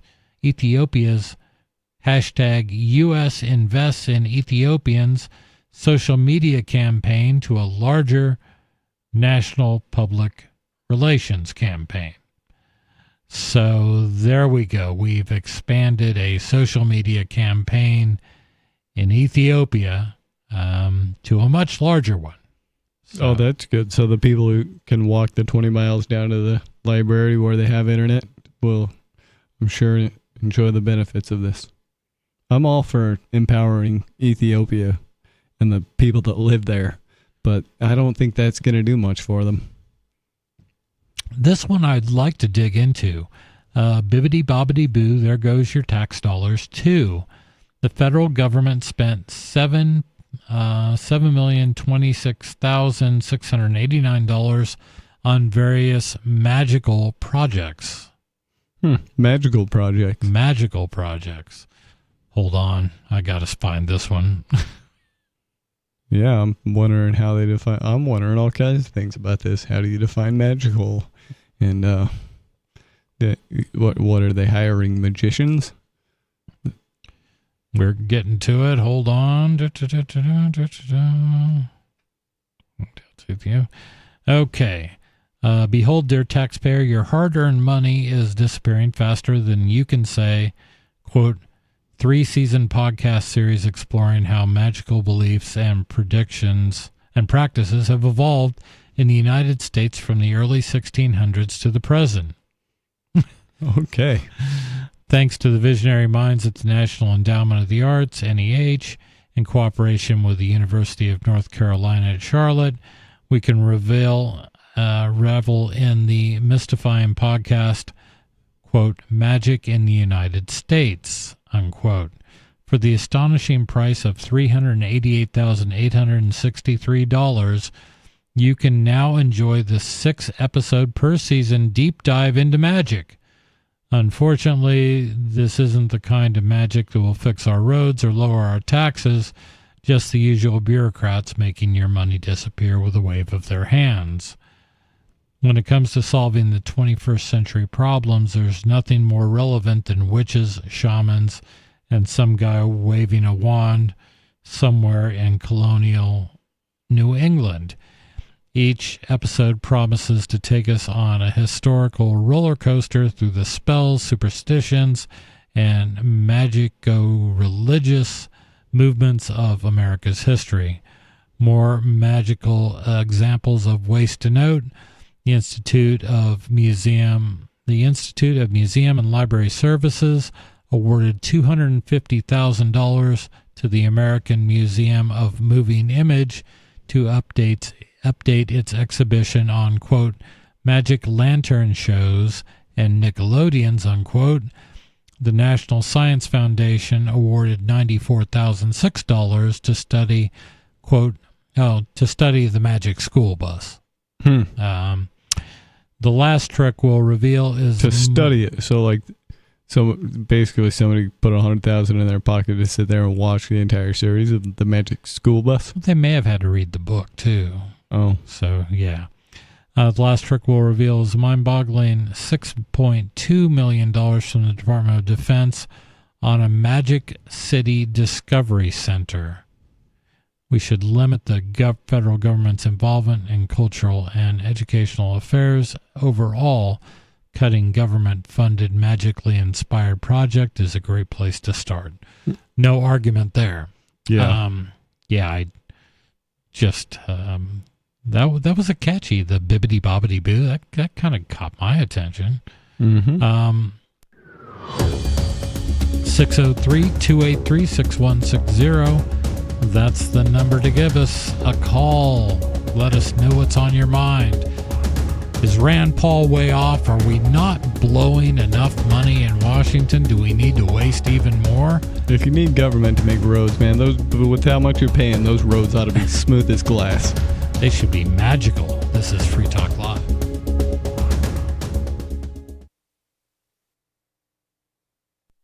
On Free Talk Live, we're bringing people to the ideas of liberty every day. From wrestling superstars like Glenn Jacobs. You guys really are having an impact, I believe. Like I said, a lot of where I am now is due to listening to Free Talk Live. You changed my mind on some very important issues years ago. To random people tuning in on the radio. I was kind of stuck in the left-right paradigm. I heard your show by chance on a Saturday night. From there, I went on, joined the Free State Project, and become an amplifier. So, I mean, that's really the reason why I amp is because I know that if it wasn't for you guys being on as many stations as you are, I never would have found the ideas of liberty. You can help more people hear the message of liberty by joining Free Talk Live's AMPS program on Patreon for as little as $5 a month. And you'll get access to special perks. Visit amps.freetalklive.com, amps.freetalklive.com. From Feature Story News in Washington, I'm Nick Harper with the Year in Review. In the US, much of the year was dominated by politics. A presidential election in November saw Donald Trump win a second term in office. It was a stunning political comeback, with Trump becoming the first person in more than 120 years to return to America's highest office following a previous electoral defeat. FSN's Benji Heyer watched that win unfold on election night. History is being made here as a twice-impeached former Commander-in-Chief, a convicted felon, eyes up another term. The 78-year-old's remarkable night, indicative of a red wave nationwide, as Americans also voted to flip the Senate from the Democrats to the Republicans. Trump beat Democrat Vice President Kamala Harris, but up until July, his rival in the race for the White House had been the President, Joe Biden, who dropped out after a disastrous debate performance, questions about his mental acuity, and pressure from within his own party. Here's FSN's Jagruti Dave. Former US President Barack Obama has issued a statement calling Joe Biden one of America's most consequential presidents, as well as a dear friend and partner. He added Biden's actions show he's also a patriot of the highest order. These words were echoed by other Democrats, including former House Speaker Nancy Pelosi. Reports have emerged in recent weeks that Pelosi was one of the senior members of the party who was privately trying to persuade Joe Biden to stand down. Former President Trump survived 2 assassination attempts this year. The one in July at a rally in Pennsylvania left 1 spectator dead. As FSN's US correspondent Simon Marks reported at the time, the attack deeply unnerved the country. Donald Trump was in the middle of a rally talking about immigration, one of the key issues of his campaign, when the gunfire began. If you want to really see something that said, take a look at what happened.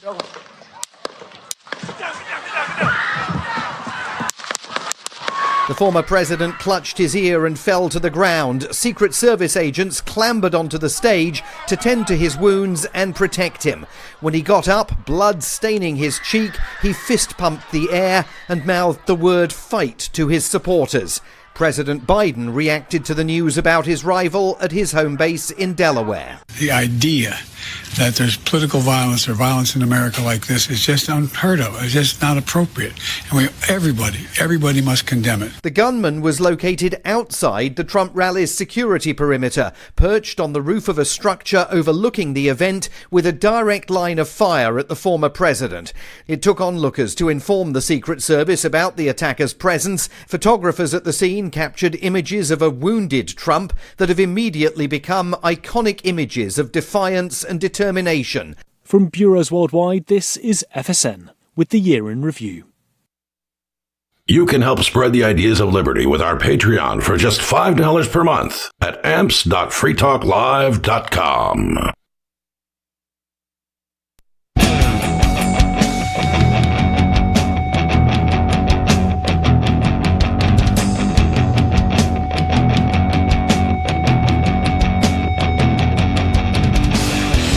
It is Free Talk Live. 603-283-6160 is the number to call. Take control of the airwaves. Talk about what's on your mind. Otherwise, we'll just keep talking about we find interesting. And there's a lot that we find interesting. But I did want to remind you that Free Talk Live is brought to you by LibertyMinded.com.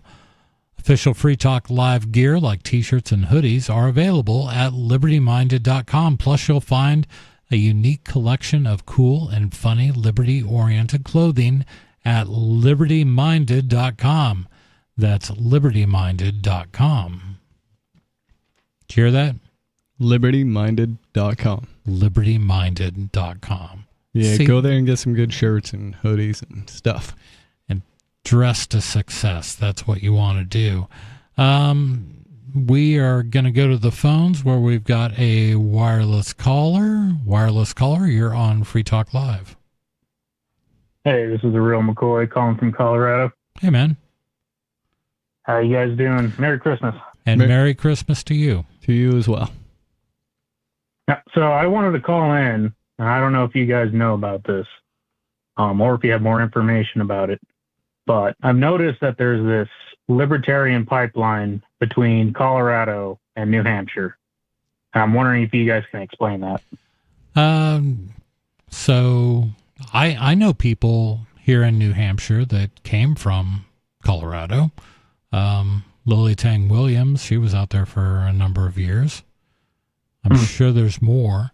But do you notice this more? I mean, well, let me just name off your co-hosts. Let's see here. We have Peakless Mountaineer. We had at a time Jay Noon. Yep. I believe Dave Ridley, if I'm not mistaken, is still in Colorado. I think he's out here now, but yes, you are correct. Dave Ridley was in Colorado, yeah. It was in Colorado. Who else? I feel like I'm missing a fourth person here. Well, I guess I just find it interesting because for whatever reason, I gravitated towards the show, and we're happy to hear that. And it's just weird how it somehow seems to be a small world in that regard. It does seem to be a small world in that regard. I know several people from Arizona, where I was for about a year after leaving Utah. Utah's where I'm native to, and I know several people from Utah that are out here as well. Bonnie lived in Utah for a number of years, and Riley, of course, who used to be our other guest, or our other host on this night. Mm-hmm. Yeah, it's interesting. I think so. Correct me if I'm wrong. His kind of I'm not going to characterize everybody, but it seems like Colorado politics has taken a hard left over the last 10 years. Correct. So I think that aggravates no one more than people of a libertarian mind. It of course it infuriates conservatives and all that. But I think there's even been a recent, at least to my notice, seems like they're also competing with Free State Project as Free State Colorado. Well, I'm happy to hear that. I want to see New Hampshire succeed. I'm from Oregon originally, but I was in the military for a number of years, so I kind of bounced all over the East Coast, and finally found my footing in New Hampshire. So I'm hoping we do continue to attract more people here. But what I want to agree. But in the same sense, I'm not saying New Hampshire should be the only place that people flock and get together and become forces against government. And if that happens in Colorado, all my support to that, all my support to Texans. And I think that the more you see success from freedom in any given state, the more it's going to have a contagious effect on other states, just as a byproduct. Okay. So it's not like you're going to get all the freedom into one state by having a free state project, but the idea is that, if you can show how freedom works, and others will copy it and will become less taboo to have a little freedom. Right. Which is also why I'm supporting Malay. Mm-hmm. I hope he shows that at a national level. If you don't mind me asking, go ahead. Yeah, one quick thing I want to, before you ask, I was watching YouTube. They actually also have a YouTube channel called Free State Colorado. One of the videos, I happened to watch a guy who's named Josh David, and he created a website called libertytools.io, which is a resource for how to break free from the system. It has like a bunch of resources that you guys can check out. it's geared towards Colorado, but anyone libertarian probably could find good use from it. I like self-liberation tactics. Yeah. I was just going to ask about what is going on up in Wyoming. I mean, do you guys talk to the Wyoming folks? I personally know a few libertarians who've kind of gone to Wyoming, and there was a lot of early crypto activity up there and changes to the banking laws and stuff like that. I've heard of this. I can't really speak to it because I should probably get more involved than I do. But just not having the time to myself. Oh, that's quite all right. Man, I appreciate anybody doing anything to advance liberty in any state. So good for you, man. And hopefully you find more like-minded individuals out there, and hopefully Colorado attracts some of those people that don't want to go. See, you're probably warmer than everybody's perception of New Hampshire is. It's just frigid. Yeah, you got warm parts in Colorado, but you got some pretty cold parts there too. I know. Let the captain know that he's dearly missed. I will pass that on too. Thanks for your call, man. All right. Have a good night. You too. Yeah, I mean, the reason I asked about Wyoming is because that was, I guess, the second runner-up to New Hampshire when they were voting for the Free State Project. Yep. It was down to Wyoming and New Hampshire won out. But I know a lot of people that kind of said, now we're not really into New Hampshire, but we're going to go to Wyoming. And it seemed like there was a lot of activity there for a while.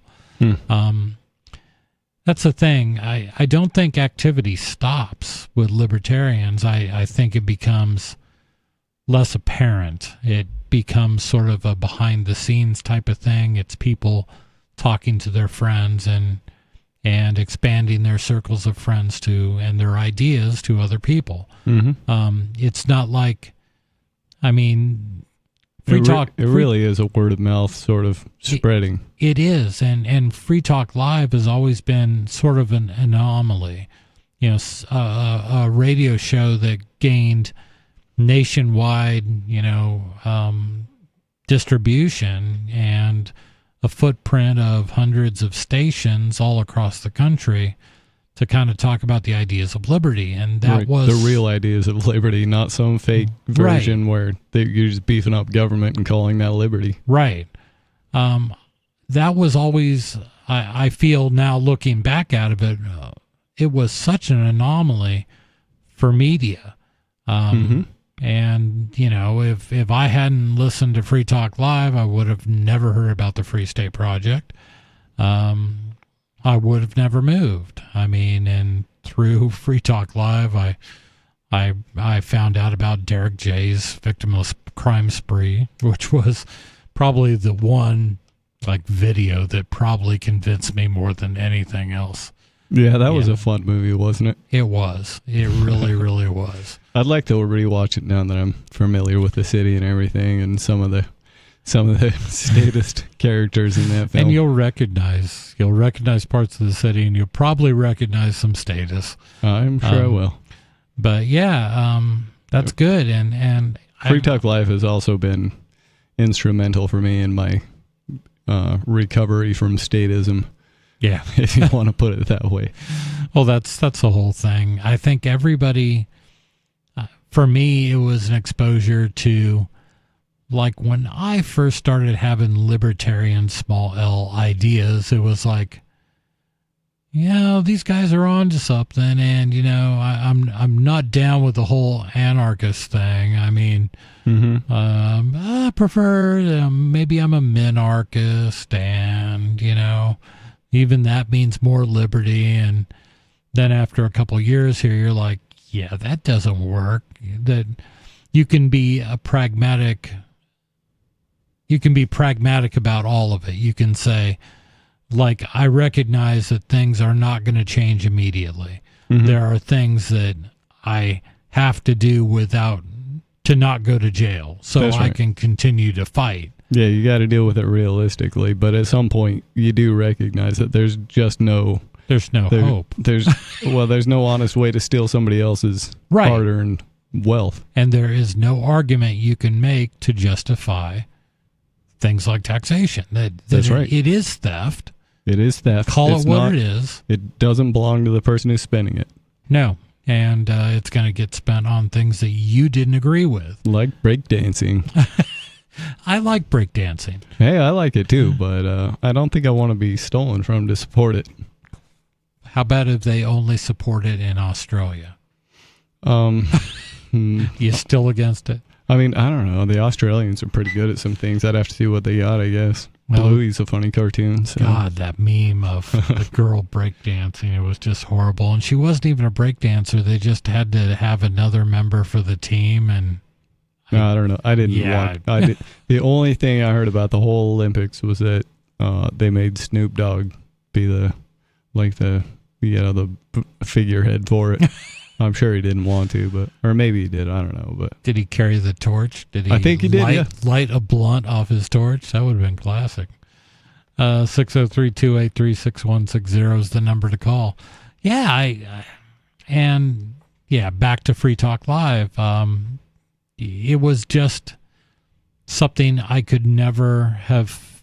I don't know. I watched a lot of YouTube back before I made the move, before I did anything. I actually found Free Talk Live on my Roku.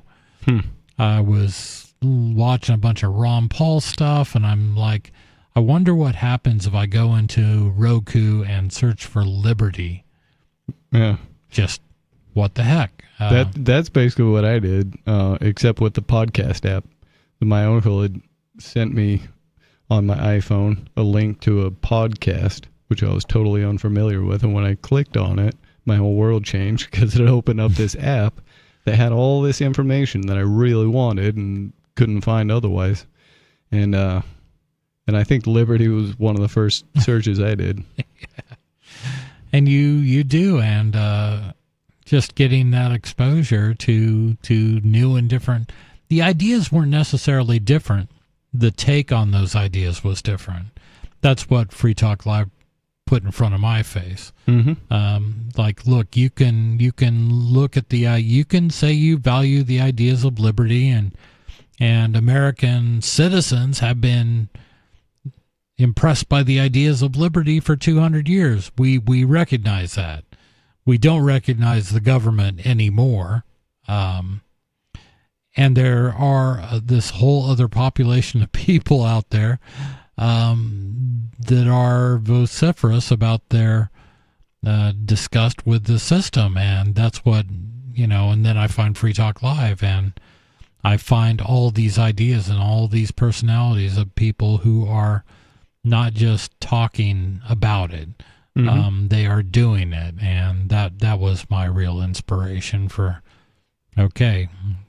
Free State Project. Let's take a look at this. Yeah, previous to that, the whole mindset is, I guess we just, got here accidentally, where we have, bank bailouts and all the roads are destroyed and we're always at war and there's so much welfare. And product quality just goes down the toilet and the price of everything just keeps going up. How did all this happen? Well, all that information is there, and there are fixes to it. Yeah. It depends on all of us, though. And it depends on people saying no. It depends on people saying we've had enough, and trying to hold accountable some of these people that you've been putting your trust in. Politicians. I mean, are you going to hold your congressman accountable for his decisions? I've never heard anybody tell me that they think politicians are upstanding, fine examples of moral humanity. That everybody says politicians are corrupt. Their approval ratings are somewhere around 10 to 20%. Congress, just Congress as a whole, like 10 to 20%. Yet 90% of them get reelected. That's amazing. Yeah. It's like, we must have just got here accidentally. Congress is horrible. They suck. except for my guy. He's good. Yeah. I'll keep voting for him because he is Team Red or Team Blue, depending on what you prefer. Yeah. Well, even the guys that are really good on liberty, for me, I like that they're there and everything, but it's just kind of sad because it's so ineffective. Right. How much can a Rand Paul do? How much can a Mike Lee do? How much could even a President Ron Paul do? Right. Nothing. Theoretically, if that happened. The system is set up in such a way that it just can't, it makes change so cumbersome, and every year, every Congress has 2 years to put everything they can in and pass as many spending bills as they can. And now we're talking $36 trillion in debt. $36 trillion.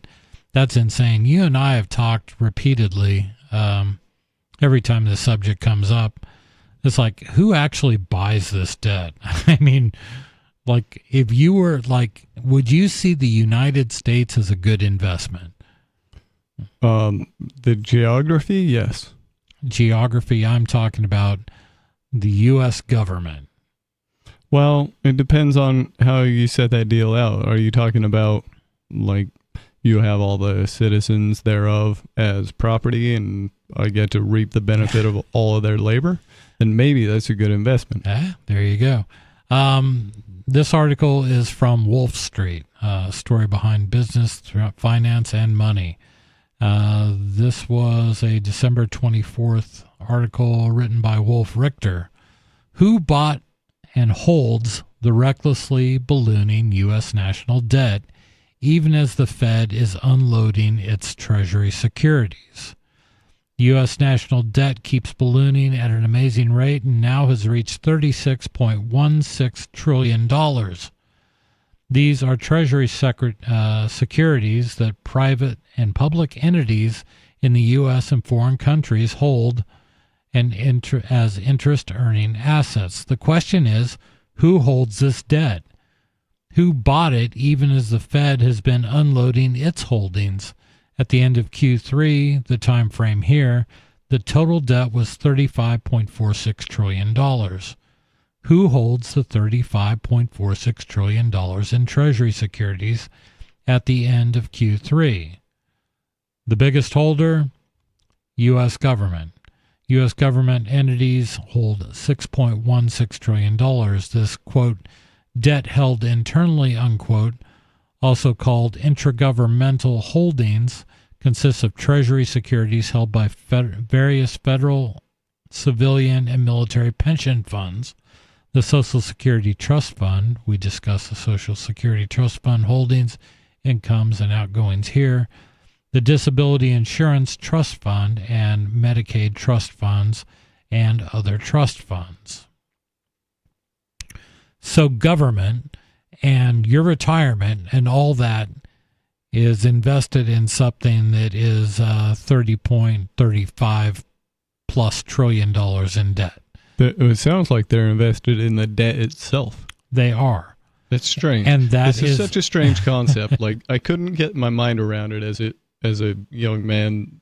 The first time I played that board game called Life, and then you get to where you don't have any money, and then they give you one of those red 20,000 bills, and you're like, oh, fancy. That's a debt bill. Yeah. But it spends like money. And I couldn't get my mind around this concept, but that's what we're trading around in the real world. We're trading around those debt notes. Nobody has any, colored money anymore. It's not on the black side of the books. Nothing is. For decades, the U.S.'s chief export has been debt. Yeah. That's what we do here. We create debt. We sell that debt, and we sell it to other countries, and we absorb a lot of it out. The second biggest is... I don't sell any debt, just as a disclaimer. Yeah, me either. The second largest category is public. The public, quote unquote, held the remaining $28.31 trillion at the end of Q3. So who is the public? Foreign holders, $8.67 trillion, or 30% of the debt held by the public. This includes foreign private sector holdings and foreign official holdings such as central banks, according to Treasury Department data. Overall, foreign holdings of Treasury securities have continued to rise from record to record. The biggest holders are the top 6 financial centers at $2.6 trillion, the Eurozone at $1.78 trillion, Japan at $1.12 trillion, China and Hong Kong combined for $1 trillion. Other big holders with rapidly growing holdings include Canada with $370 billion, Taiwan $288 billion, and India for $247 billion. While China has reduced its holding of Treasury securities, the Euro area has more than made up for it. So they show a point in 2022 when the Chinese stopped really purchasing U.S. debt, yet Europe started buying. So they kind of swapped places. After that, U.S. mutual funds, which hold about $5 trillion or 17.6% of the debt held by the public. This includes bond mutual funds, money market mutual funds, according to quarterly fixed income report. Next up is the Federal Reserve, which holds 15.4% or $4.36 trillion of the debt. Under its quantitative easing program, the Fed has already shed $1.46 trillion of Treasury securities since the peak in June 2022. So the Fed still owns 15% of all the debt. 10% is actually held by U.S. individuals, people that have actually bought and invested in U.S. Treasury bonds. Dummies. Just kidding. Yeah. That's not financial advice. I don't know anything about that. Yeah. Most mutual funds and things like that, I'd like to know if U.S. individuals are actually buying treasuries or if they're holding. I'm sure it's part of their 401ks and stuff like that. U.S. U.S. state and local governments, including their pension funds, 6.4% or about $1.8 trillion. U.S. commercial banks, 6.1% or $1.73 trillion. U.S. private pension funds, 3.7%. U.S. insurance companies, 2.3%. See, insurance is interesting because insurance is all about managing risk. Mm-hmm. And as an insurance company looks at balancing its investments to pay off people who need their money, they're only putting 3.3% in U.S. Treasuries. 603-283-6160 is the number to call. Get on the air. This is Free Talk Live.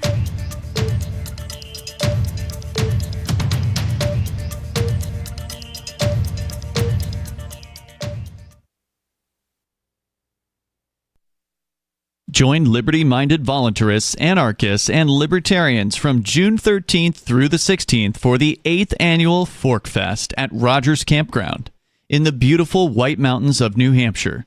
Fork Fest is a fork of the Porcupine Freedom Festival, which has sold out in recent years. Fork Fest happens the weekend before the Porcupine Freedom Festival. Fork Fest is decentralized, which means that there's no ticket cost and no one is in charge.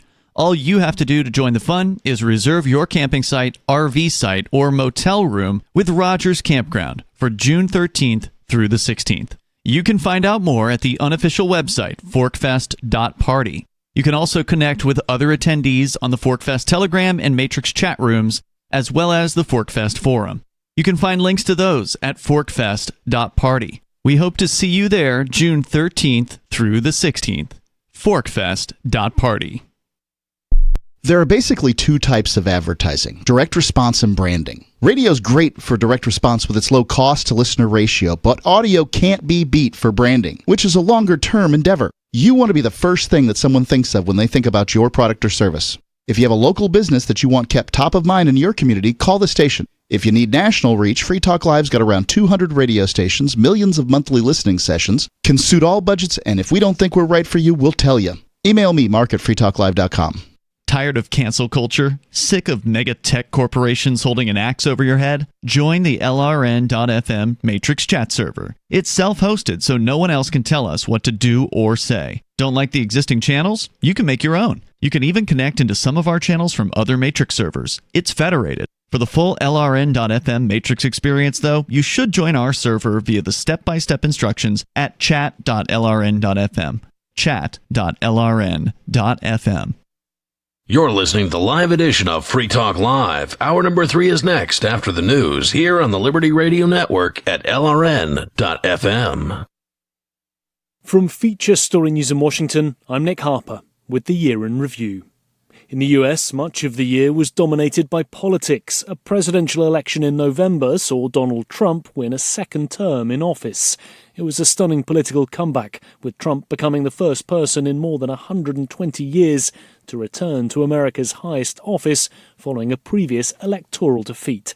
Ever since Benji Heyer watched that win unfold on election night. History is being made here as a twice-impeached former Commander-in-Chief, a convicted felon, eyes up another term. The 78-year-old's remarkable night, indicative of a red wave nationwide, as Americans also voted to flip the Senate from the Democrats to the Republicans.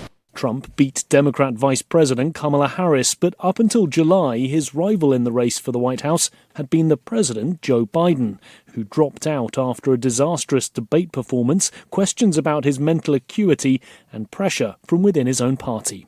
Here's FSN's Jagruti Dave. Former US President Barack Obama has issued a statement calling Joe Biden one of America's most consequential presidents, as well as a dear friend and partner. He added Biden's actions show he's also a patriot of the highest order. These words were echoed by other Democrats, including former House Speaker Nancy Pelosi. Reports have emerged in recent weeks that Pelosi was one of the senior members of the party who was privately trying to persuade Joe Biden to stand down. Former President Trump survived 2 assassination attempts this year. The one in July at a rally in Pennsylvania left 1 spectator dead. As FSN's US correspondent Simon Marks reported at the time, the attack deeply unnerved the country. Donald Trump was in the middle of a rally talking about immigration, one of the key issues of his campaign, when the gunfire began. If you want to really see something that said, take a look at what happened.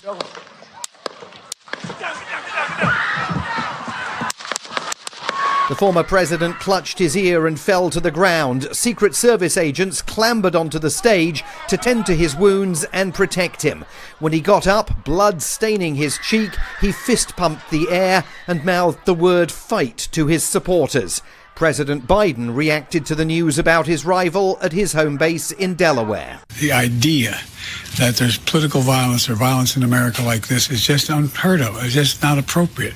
And everybody must condemn it. The gunman was located outside the Trump rally's security perimeter, perched on the roof of a structure overlooking the event with a direct line of fire at the former president. It took onlookers to inform the Secret Service about the attacker's presence, and there are enormous questions for Secret Service officials about why the rooftop location was not locked down and secured. Photographers at the scene captured images of a wounded Trump that have immediately become iconic images of defiance and determination. From bureaus worldwide, this is FSN with the Year in Review. The Israel-Hamas conflict intensified this year in Gaza, while Israel also carried out strikes against Hezbollah in Lebanon. Israeli forces killed Hamas leader Yahya Sinwar, the architect of the October 7, 2023 attack, and assassinated the group's political leader Ismail Haniyeh in Iran, as FSN's Asia correspondent Neha Punier reported. Ismail Haniyeh was reportedly killed in Tehran as per Iran and Hamas. Hamas says he was killed along with a bodyguard in what it described as an Israeli raid on his residence. Haniyeh was reportedly in Tehran to attend the inauguration of Iran's new president. Iran is a close ally of the Palestinian militant group. In other global news, Syria's Bashar al-Assad's regime was toppled in December, ending 50 years of his family's rule. Kremlin critic Alexei Navalny died in a Siberian prison, while in August the US and Russia carried out its largest prisoner exchange since the Cold War. 3 Americans were released, including Wall Street Journal reporter Evan Gershkovich and US Marine veteran Paul Wieland, as FSN's Daria Bunderchuk reported from Moscow. Moscow handed over 16 foreign and Russian nationals accused of espionage and other actions it qualified as undermining the country's security. Many of them are journalists and activists. They were pardoned by Putin's secret decrees in the last days of July. Among the released prisoners are Americans Evan Gershkovich, Paul Whelan, and other foreign citizens Rico Krieger, Dmitry Voronin, Patrick Sherbel, and Herman Mojis. The Kremlin also released prominent Russian political activists. In exchange, Moscow received Russian citizens jailed over spying and fraud, in particular Vadim Krasikov, dubbed the FSB killer. Daria Bondarchuk, Moscow. And that was the year in review. That's Feature Story News. Nick Harper reporting. My fellow sheep, election season is upon us. Are you one of the 12% of Americans who still approves of our government? Then we need your help to force the other 88% into compliance. Our democracy depends on it. We're an organization called Citizens Against Too Much Unfettered Freedom, or CATMUF. CATMUF is a bipartisan flock of sheep whose goal is expanding government until nothing else remains. Because the government is here to help you. How can you help CATMUF help you? By only voting for candidates dedicated to expanding government. It's easy. You don't need to study the issues. No matter what a politician says when running for office, they're all dedicated to expanding government. And make sure you tell all your friends and family to vote for more government.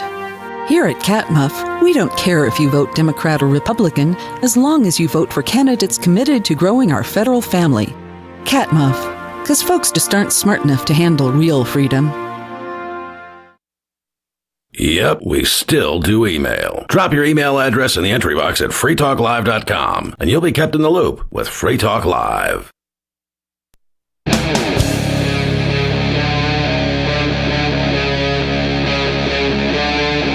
Free Talk Live.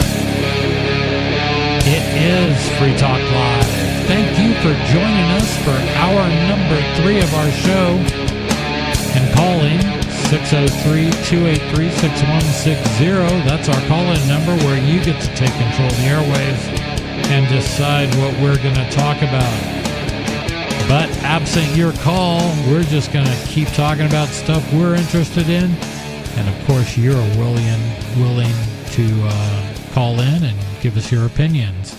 But first, not your keys, not your Bitcoin is a lesson that too many people have learned the hard way. It's always best to get your crypto into a wallet that you control, but not all wallets are equal.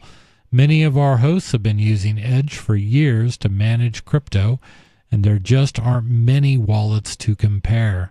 Featuring a unique login system that makes it easy for you to access your crypto from multiple devices, Edge is designed to be user-friendly in a space that can be notoriously difficult for non-tech people. Edge is a valuable tool for novices and experts alike. You can learn more at edge.app, which features a link at the top of those for those who wish to learn more about crypto and wallets. And thank you, Edge, for sponsoring Free Talk Live. And again, to learn more, visit edge.app. In studio, it's Chris. And Stu. And we've got a number of callers, and we're going to get right to them. First of all, on the line, we've got Ricky. Ricky, you're on Free Talk Live. Thank you there, Brother Chris. Brother Stu, good evening. Good evening. Well, you barely touched on it, but I wanted to comment on it as I sit here on my birthday in my battle flag, called my favorite show. Happy birthday. Is it your birthday? No, absolutely. You and Jesus. Oh, well, here's one in honor of Captain Kick-Ass. December 25th is not Jesus' birthday, but it is Ricky from the Commonwealth. There you go. All right. Yeah, that's what I called in for. You generally touched on it. I want to clarify a little more in case anybody missed it. When you use the word war, I take it you're really looking at the Civil War, because we were doing pretty good. I mean, I think it may have failed anyways, but the Civil War just ruined everything. No argument. I mean, it didn't advance anything. Well, I mean, think about it. You have, the economy blown to smithereens, the infrastructure, all these other things. Lincoln gets credit for being the worst president of all time. By some. Oh, I'd give it to Wilson, but Lincoln was pretty bad. Who? I'd give it Woodrow Wilson. Yep. Oh, Wilson. Oh, come on. Wilson was a pussycat compared to Lincoln. Well, maybe if he'd been stronger, they could have avoided World War I, huh? Well, okay. Well, this is a discussion for another day.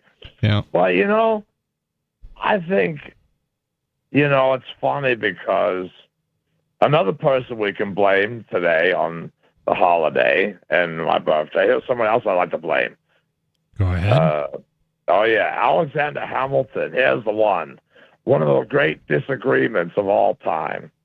Now, Thomas Jefferson, he wanted to keep things internal with farming, Now, then you got, Alexander Hamilton, and he was a visionary, way ahead. He was looking at the coming industrial revolution, Yeah, he may have been a progressive before progressivism. Well, no, he was. I don't know about no. His answer is he wanted to create debt to establish credit with foreign countries. Now Jefferson said this was a bad idea, but even if you're president, it doesn't matter because at that time the Secretary of State could do whatever they wanted. Okay. And it was ruined already. That was it. That was the beginning when you talked about the money. That was it. That was the beginning of the end already. And I can blame Hamilton for a lot of things, but I'm not gonna. Well, Hamilton definitely brought in, the whole Federalist versus Anti-Federalists. You had Hamilton on one side and his compatriots, and on the other side you had people like Thomas Jefferson, the Anti-Federalists, and they had distinct different views of what government should do and be. And well, this thing, I'll give an example. Hamilton believed that people could not govern themselves. They needed people like Hamilton. Now, of course, yes. Jefferson had a totally different view. Yes. The Federalists were a very big government. They were very centralizing as much power in Washington as they could. That is, to me, pretty progressive by today's verbiage. But yeah, that's what they stood for.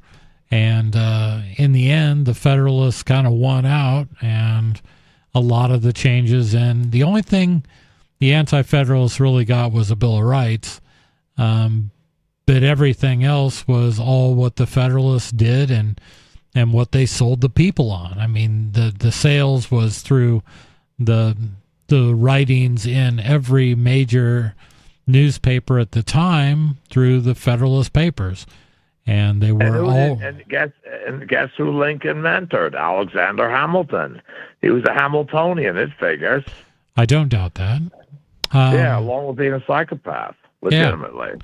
Yeah, and probably so was George Washington. So certainly a Federalist.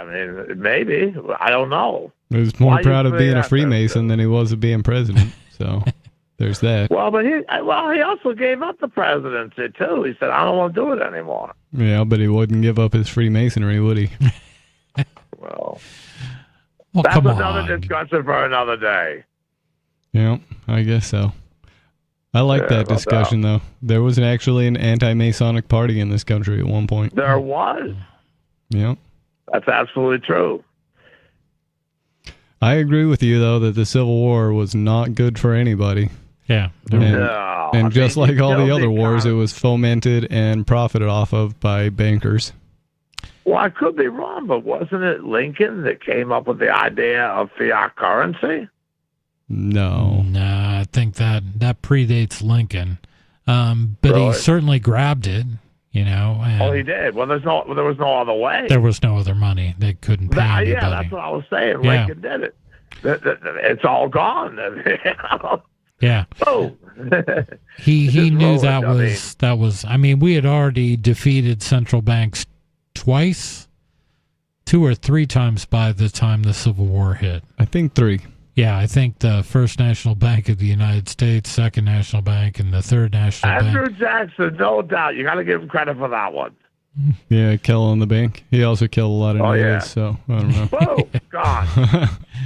He gets a plus plus in the plus column for the banks. Yeah, he was definitely not anti-empire, though. Yeah. No, but you know what? As far as things go, Jackson was like a pussycat compared to some of these guys. Now, here's my answer to Trump. Okay, I haven't talked about Trump very much. What is my prediction for Trump the next 4 years?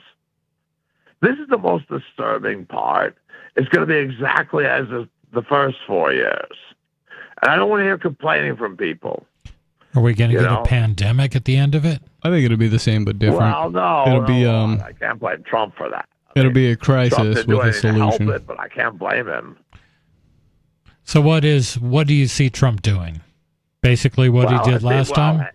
Well, he's got the same thing as he did before. Last time, he gave and was very proud of it, a $1.7 trillion tax cut to the top 1%. You know, I see him doing that again. He's already working it already. Yeah. I'm more interested in what he's going to do for the rest of us, though. Well, by the way, that tax cut's paying out in 2025. Isn't that convenient? Isn't that wonderful? I mean, and then, and the thing is, I'm not going to call a tax cut a bad thing because taxation's theft, and you should cut all of them. Well, this kind of tax cut is bad because it's not for you, Stu. You can't take advantage of it. Any tax cut is good for me. Right. Well, you're going to pay for it. Well, you're going to pay for it is what you're going to do. You know what the theory unless I can find a way around it. Well, you know what the theory is? I know how these trickle-down guys think. Because they look at you, if you do a tax cut, that means the wealthy will have more money and they'll invest in business. Yeah, the trickle down. That doesn't work. Yeah, you know what actually flows downhill is feces. Yeah. Plumbing. Yeah, I understand what you're saying. And no doubt. The idea of trickle down. What group pays the most of our taxes that come into Washington? The poor people or the largest the middle people? Class, I'd say it's probably the middle class. No, it's the wealthiest Americans. They're the ones who pay the most taxes as a percentage over the middle class, over the poor. Tell you something, Chris, I'll tell you this. If I had the opportunity to pay the taxes of the top 1%, I would not be complaining because I'd have all their money too. Exactly. Which they get all the cutouts and all the deductions, and they can pay accountants to make sure they get the most credit, so they don't mind because they average somewhere around 22% of their income they end up paying in taxes. That's for the top ones that actually have an income. The thing that confuses me about tax cuts to the top 1% is I'm pretty sure those guys aren't paying tax. Like Trump himself said, I don't pay tax, and that doesn't make me a crook. It makes me smart. They just hired lawyers to hide everything in trust funds so that it can't be taxed, and that way they're not actually paying anything. Well, I'm sure. Taxation is on taxable income. If you're getting income because of a job, that's taxable income. Right, and but if you just have a trust taking care of your stuff and it's not an income, then you don't have to pay any tax. No, but there has to be taxes paid on the trust. And that more of what the wealthiest are getting in terms of returns on their investment are capital gains. And if they hold any stock or some kinds of trusts, so a trust will have a tax burden. Yeah. Some kinds of trusts are immune from the IRS. Well, let's just say this. If, let's say you have $10 million in investments, but you only take a $30,000 annual salary. Right. Then if you sell $1 million worth of stuff that you've held for more than a year, then the capital gains tax on that would be 0. So I remember saying where Elon Musk for a long time was taking a $40,000 annual income from Tesla. Right. because his tax lawyers told him this is what you have to do to keep the most amount of money you Yes, can. and then everything you're bringing, even if you're bringing in $1 million, $1 billion, $1 trillion in a year, it doesn't matter because IRS laws say that if you take some amount as income, and if that income is less than 40,000, I think it's 40,000 for single or 88,000 for a married couple, then there is 0% tax on long-term capital gains. Right. That's just one example of how they can game this He stuff. has a lot of children, too, so he might be getting like $12,000 at the end of the year from the government. And deductions, yeah. Well, Brother Chris, I have one request of you on my birthday. Oh, please. Okay. I heard you kind of tease it, and I didn't hear you talk about it. I'm really curious when I get off the air here to listen, so you hopefully get a chance to get into your struggles of the things you deal with those hoops as a small businessman. Jesus. We don't have enough time. Oh, well. I don't have enough time in 3 hours And to now go there's through. no more Wednesdays. That sucks. Well, who knows? I think I'll probably be back on at some point. Okay. So I will try to make it a point to. All right. Well, I'm running out of gas. No but problem. It was a good talk with you guys on my birthday, and I really thought it was a really great show tonight. I appreciate so did my that, girlfriend Ricky. too, by the way. My girlfriend thought so too. I'm glad to hear listening that. in. And happy birthday, and many, many more, I hope. Well, damn it, that's the best thing I ever heard on my birthday. Have a good one, Ricky. Thanks for the call. You have Thanks a for good the one, call, Chris. man. Take care. All right, bye now. Bye. Yeah, Ricky's always an entertaining call. No, but the very wealthy can afford the 22% they pay on average per year, whereas other groups of people certainly can. Yeah. So it's sort of a misnomer when they say, all the tax cuts go to the rich. If they're still paying that much, it's either way. I mean, 22%, I don't know, but I was working like a barely middle class machinist job, and they were raking out of me at least 30%. Yeah. And then by the time I got done at the grocery store and everywhere else that I spent my money, I was into this 50 to 60% of what I earned went to the government. And when I was, before I was working for myself, and when I was salaried, and over the years, my salaries, they grew throughout my career. I ended up making more and more money, and the chunk I got taken from in taxes just grew and grew and grew. And in the end, I was, definitely paying more than 50%. Yep. And when you add state and local, state and federal taxes together.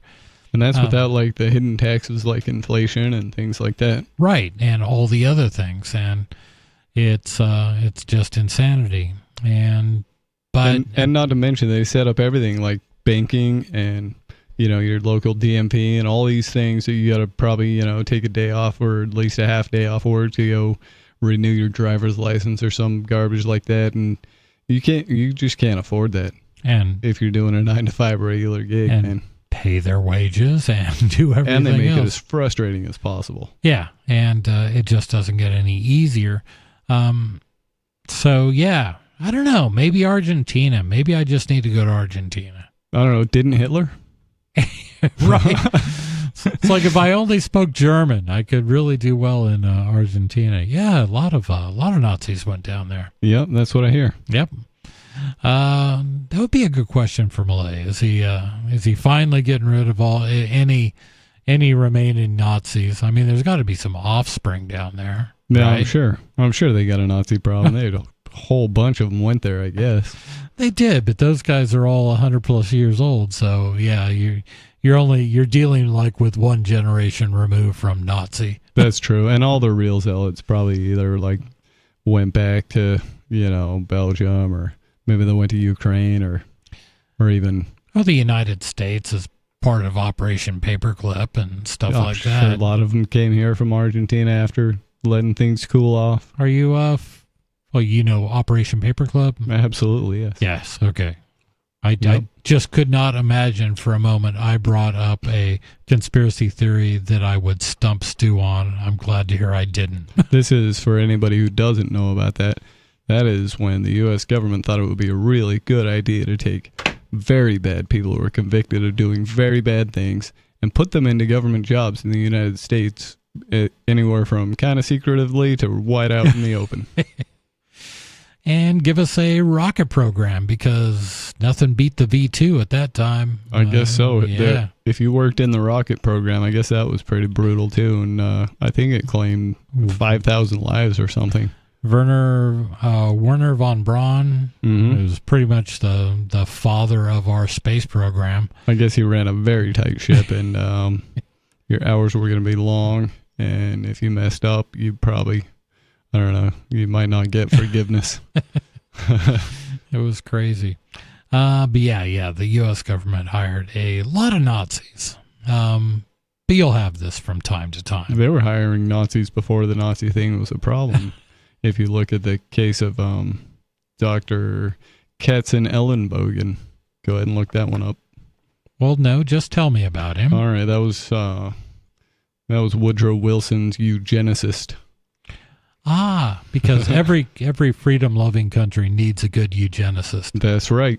Perfect. This wasn't that unpopular back in the pre-Nazi days. Eugenics was kind of a well-supported idea, and they thought we should go and sterilize the feeble-minded, things like that. Yeah.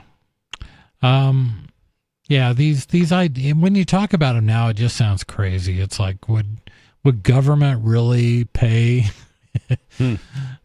for research and for sterilization programs that people had found undesirable? Yes, absolutely. And yes, absolutely it did.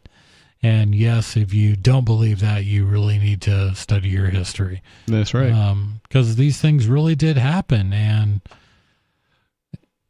it went on so much longer. I mean, there were eugenics programs up into the 40s, the 50s. It was big around turn of the century in the early 1900s. That's when a lot of the last government supported or condoned, approved, whatever, sterilization happened in the 80s. I was shocked to find out. Really? I think that's correct. And a lot of people point at Planned Parenthood. Mm-hmm. And that was, what was her name? Elizabeth Singer? Margaret Sanger, I think. I think so. I'm not real clear on the history of this one, but I know that was started as a eugenics program. Right. The idea was that if we, promote birth control and abortion, we can reduce the number of black people.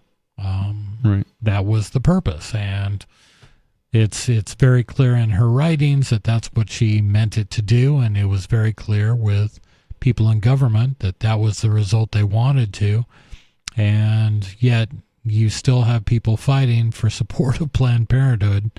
Yeah, it's not a coincidence that these Planned Parenthoods are in the, the poorer parts of town. Yeah, and it's insane that people don't take the time to look at what the history is behind these things. And don't get me wrong, Planned Parenthood has done good things for people. I know a lot of people are real defensive on this. And I agree. They have done good things for people, and they make it a lot easier than your local doctor's office or whatever. But I think all that could have been done without the eugenics program that they started.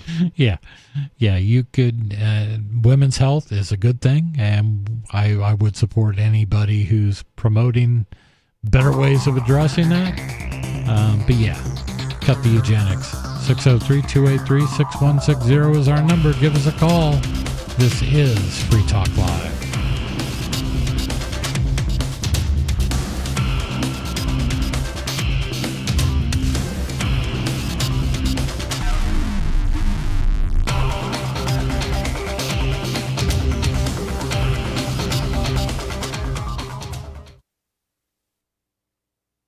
We have some good news. The indictments against Ross Ulbricht in the District of Maryland were dismissed with prejudice, meaning they can never be refiled. This is especially good because those indictments contain the only charge ever made that Ross engaged in murder for hire. This was a serious allegation that Ross Ulbricht denies. It was never prosecuted or ruled on by a jury, but was trumpeted by the federal government and the media as if it were proven fact. The Maryland court held these indictments for almost 5 years, poisoning Ross's case and leaving him under a cloud of unproven allegations.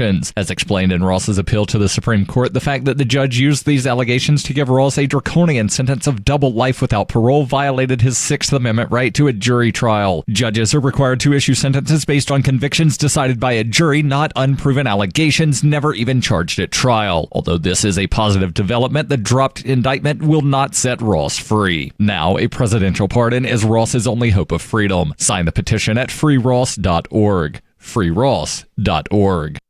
From Feature Story News in Washington, I'm Nick Harper with the Year in Review. In the US, much of the year was dominated by politics. A presidential election in November saw Donald Trump win a second term in office. It was a stunning political comeback, with Trump becoming the first person in more than 120 years to return to America's highest office following a previous electoral defeat. FSN's Benji Heyer watched that win unfold on election night. History is being made here as a twice-impeached former Commander-in-Chief, a convicted felon, eyes up another term. The 78-year-old's remarkable night, indicative of a red wave nationwide, as Americans also voted to flip the Senate from the Democrats to the Republicans. Trump beat Democrat Vice President Kamala Harris, but up until July, his rival in the race for the White House had been the President, Joe Biden, who dropped out after a disastrous debate performance, questions about his mental acuity, and pressure from within his own party. Here's FSN's Jagruti Dave. Former US President Barack Obama has issued a statement calling Joe Biden one of America's most consequential presidents, as well as a dear friend and partner. He added Biden's actions show he's also a patriot of the highest order. These words were echoed by other Democrats, including former House Speaker Nancy Pelosi. Reports have emerged in recent weeks that Pelosi was one of the senior members of the party who was privately trying to persuade Joe Biden to stand down. Former President Trump survived 2 assassination attempts this year. The one in July at a rally in Pennsylvania left 1 spectator dead. As FSN's US correspondent Simon Marks reported at the time, the attack deeply unnerved the country. Donald Trump was in the middle of a rally talking about immigration, one of the key issues of his campaign, when the gunfire began. If you want to really see something that said, take a look at what happened.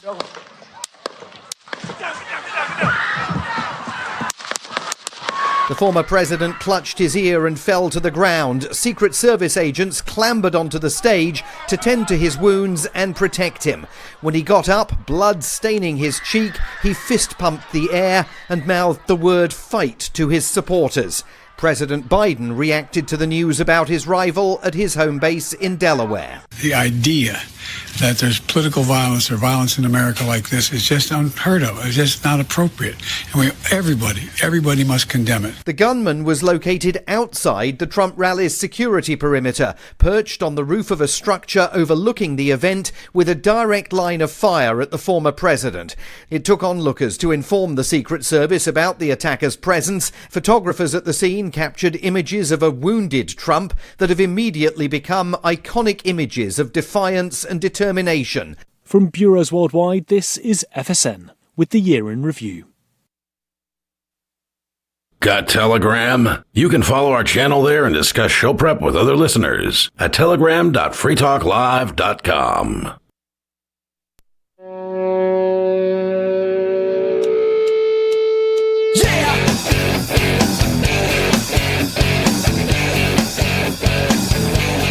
It is Free Talk Live. 603-283-6160. There is still time to get in and get on the air tonight. We've got a couple calls we're going to get to shortly, but first I would like to thank Justin for being an amplifier with us here on Free Talk Live. That means that Justin went to amps.freetalklive and signed up to support the show. AMPS stands for Advertise, Market, Promote, and Support. So thanks to Justin and everyone else who supports us. Again, that's amps.freetalklive. if you'd like to check out the perks and benefits of becoming an amplifier.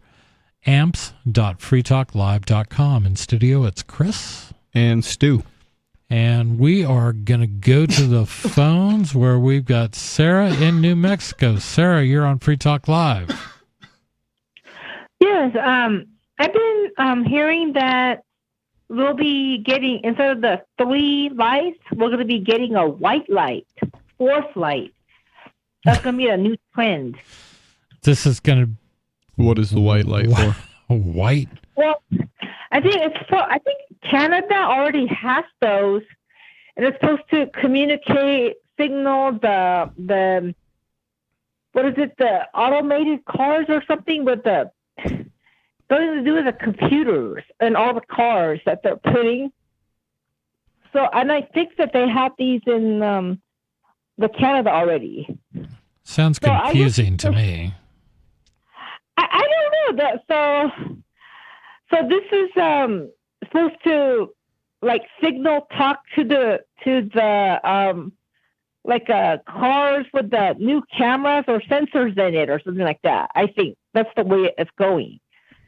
So okay, I guess until we get supposedly if all the cars are self-driving, we would have no signal lights because we'd be talking to each other.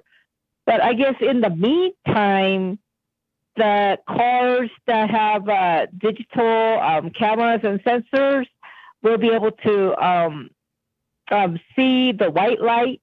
I think. I don't know. I mean, so I don't know exactly what it is. You know? Yeah, I don't know either. I'm on at least like the PennDOT of Ontario. Canada, they don't mention a white light. They put all kinds of stuff on light poles and stuff like that for, like in other states other than New Hampshire, I know that we don't have like stoplight cameras and stuff like that. You know, a traffic light costs like $100,000. I wonder if this is going to bring it up, 25%. So now they're $125, an eighth of $1,000,000. Right. For a traffic light.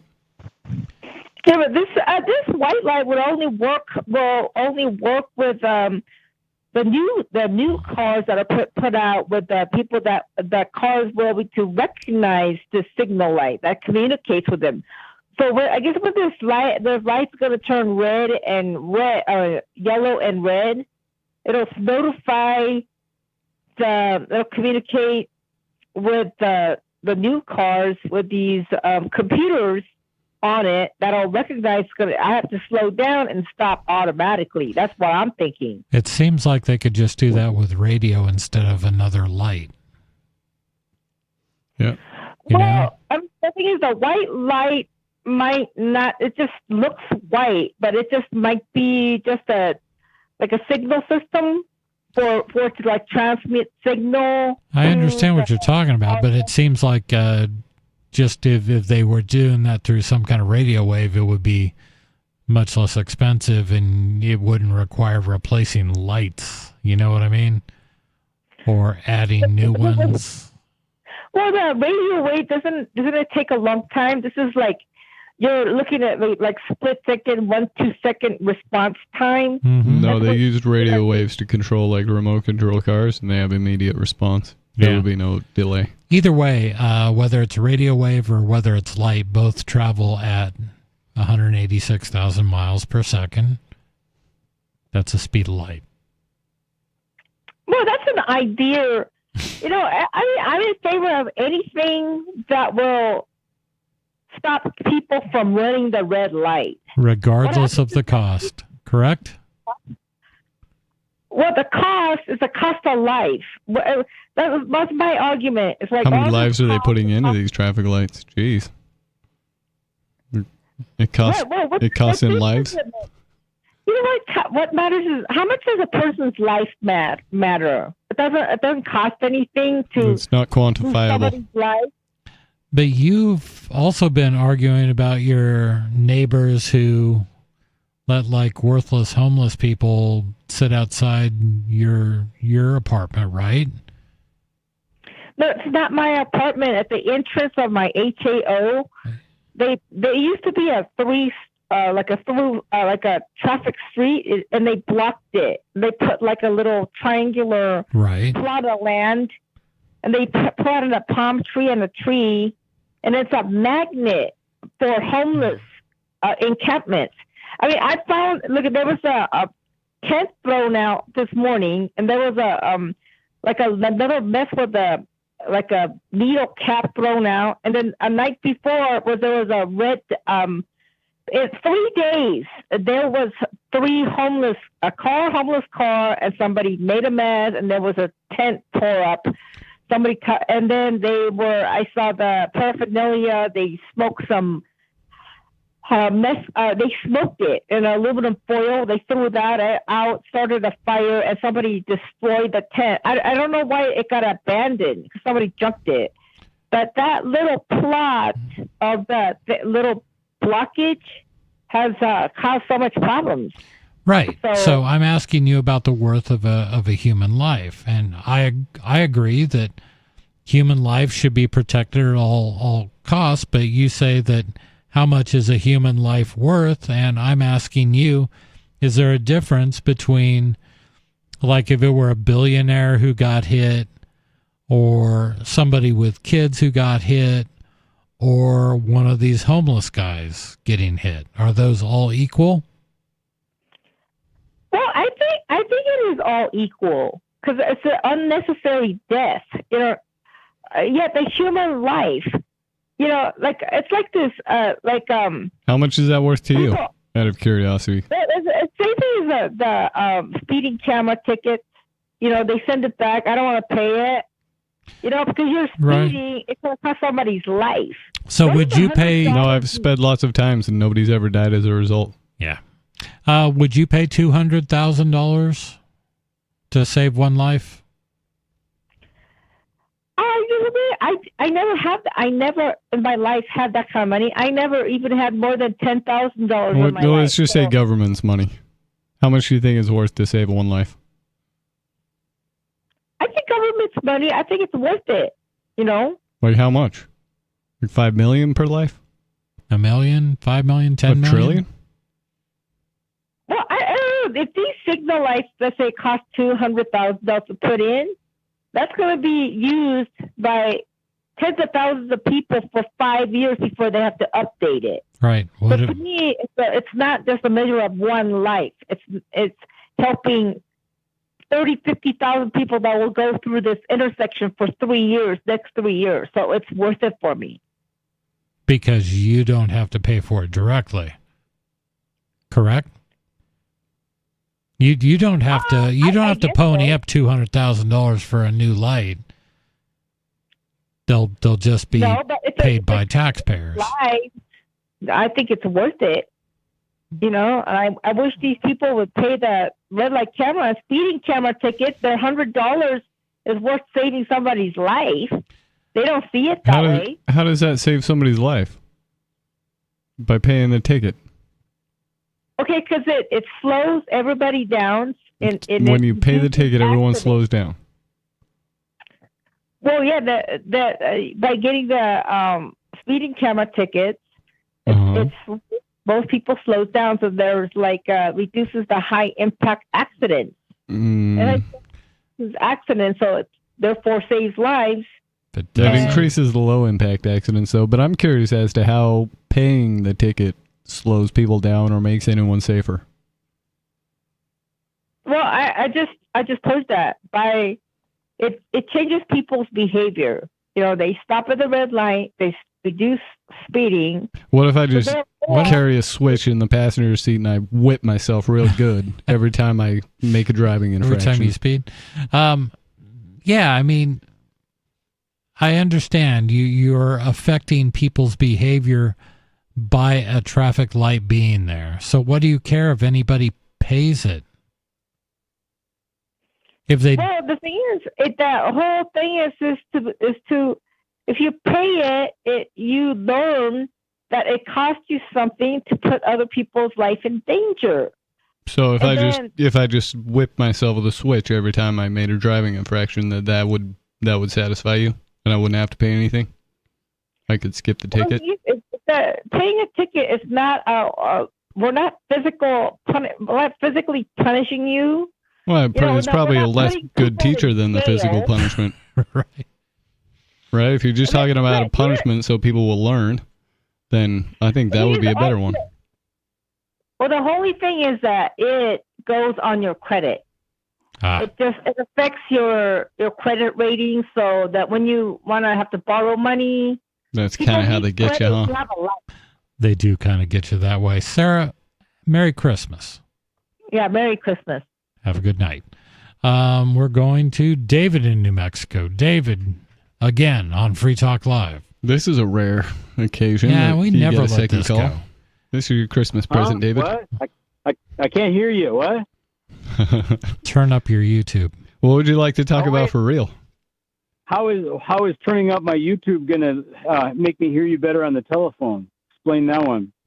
I don't know. Maybe Sarah's got a good explanation for that. Feedback. Oh, speaking of that, you guys you didn't get it. The white light she's talking about. Okay. Yeah. Go ahead. How come you got? Okay. The white light. That's for so that the pedestrians that get run over and killed know where to go. Into the light. Yes. Yes. Okay. It makes sense now. I think on this point, when I die, I'm going to purposely avoid the light, just to see if I can hang out for a little while and do something else. No, Besides, I need a nap. I think they might send you a ticket in the mail if you avoid the white light if you get run over as a pedestrian. Good one. Oh, God. I won't pay it, though. God, yeah, oh, God. See, you're starting to understand. Oh, See? God. I hear you. Yeah. So. Have you heard this concept, David, that the moon is a soul recycling center, and if you go towards the light, that's what that light is, and then once you get there, just like reincarnate your soul back onto this earth, which is like an endless loop. Yeah, it's kind of, just like the archons are harvesting our suffering or something like that. Have you been reading Flat Earth stuff again? That's about how this theory goes. I don't subscribe to it. Okay. Have you heard this one, David? Yeah. I just heard it just now. Oh, okay. I meant previously, but. Well, previously to now, yeah, it was like 30 seconds ago. Well, I'm glad you're aware of this. How time flies. So, Stu wanted me to talk about saddles. You want to talk about saddles? No, thank you. What would you like to talk about saddles, Stu? Nothing. Well, you said you like Saddle Talk. No, I said Saddle Talk Live was rather boring and didn't make for good radio. I misheard. Well, for you. I don't know. We could take a poll on that, but it was kind of boring radio for me. Yeah. Take a poll. I ain't taking no poll. I'll be the one giving polls around here, but I ain't taking any. Okay. So, how long is that poll? Not very. Finger on the dump button. Good enough to make it to erect a teepee, I guess. Yeah. Not to make it to what? So hold on, you guys were talking about saddles? How did I miss this? Lucky you. Let's talk about saddles. What didn't you like about what part of Saddle Talk did you not like, Stu? Besides all of it, I just think it didn't make for good radio because there are a very small subset of Americans that use saddles for anything, and it was kind of niche information, and I just don't think it played well on the radio. It was good information, and I uptook it, and I appreciated the information, but I just don't think everybody else tuned in to Free Talk Live to hear about that. Wait a minute. The saddles. So now half the population is female, right? And they got those Sibian things. They got a saddle, right? Oh, come on, man. Oh, yeah. Well, yes, they do. He's the one that doesn't like. He's the one that. How do you even know what that is, Chris? Shame on you. Yeah, I'm still trying to wrap my head around Saddle Talk Live.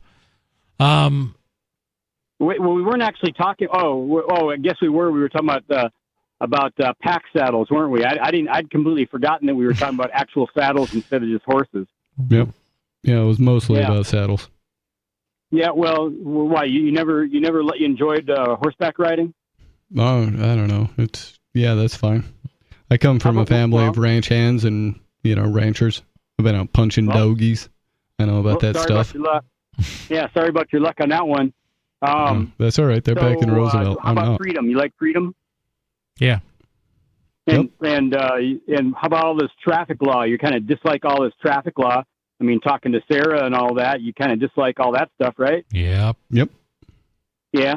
So what if the whole thing was less about horses and more about freedom? Because if you were a person who had the time, like some people I know, and you liked freedom and you didn't like traffic law and stuff like that either, and you could just throw some provisions on a horse or two or six and go any direction you wanted to, not even on the road, and go see all kinds of pretty places and be relaxed and hang out and never see a single shiny badge in all your travels, wouldn't that be of interest, freedom-wise? I see your point, and I agree with you that it's an effective tactic for self-liberation. Well, if you go, I mean, I got a couple vehicles here, and they're decked out as campers, and I'm going to have to use them as campers and do road trips. And most people think that's fun, but it's right there in the name. It's a road trip. You're stuck on the roads, right? Mm-hmm. You can't just drive cross country most places. I mean, some places out west you can, but not real extensively. Eventually, you hit some sort of barrier that your four-wheel drive won't go over. And besides, how many people that are four-wheeling never use a road? They generally are on roads like 99% of the time until they get to one tiny little area that they're going to go off-roading on, right? Yeah, pack horsing out west has its complications as well, though. I was going to say. You have well, there you go. Fences, especially in the Southwest. Yeah. Now we're getting somewhere. Tell me about some of them. Let's hear the limitations there. Well, your horses are going to need water and food, so you can either bring it with you, or you can be in an area where it exists. And you follow the water. So what's the problem? What if you want to go where the water isn't? Or what if a farmer or rancher has lots of nice barbed wire fences? Because of freedom.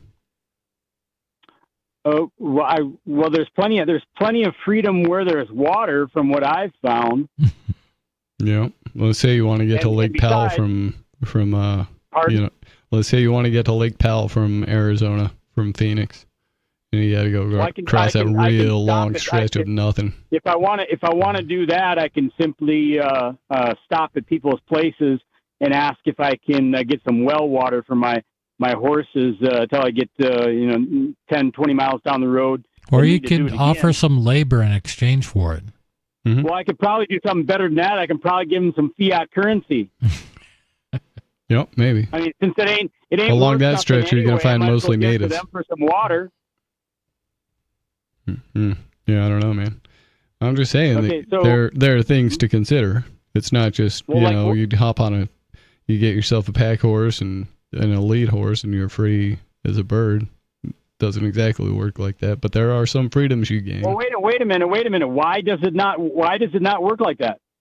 Well, because you're limited by nature. Well, like what? You're limited by the natural limits set upon you by trying a pack horse. And the natural obstacles if your pack horse of dies, traveling. if your pack horse dies and you're in the center of a 200-mile desert, you're probably going to die too. Well, and then that's not freedom. Probably not, because I probably would not only have two horses. I'd probably have 3 or 4 or a half a dozen. Okay. Well, all right, but then that's that many more you got to feed. That many more you got to water.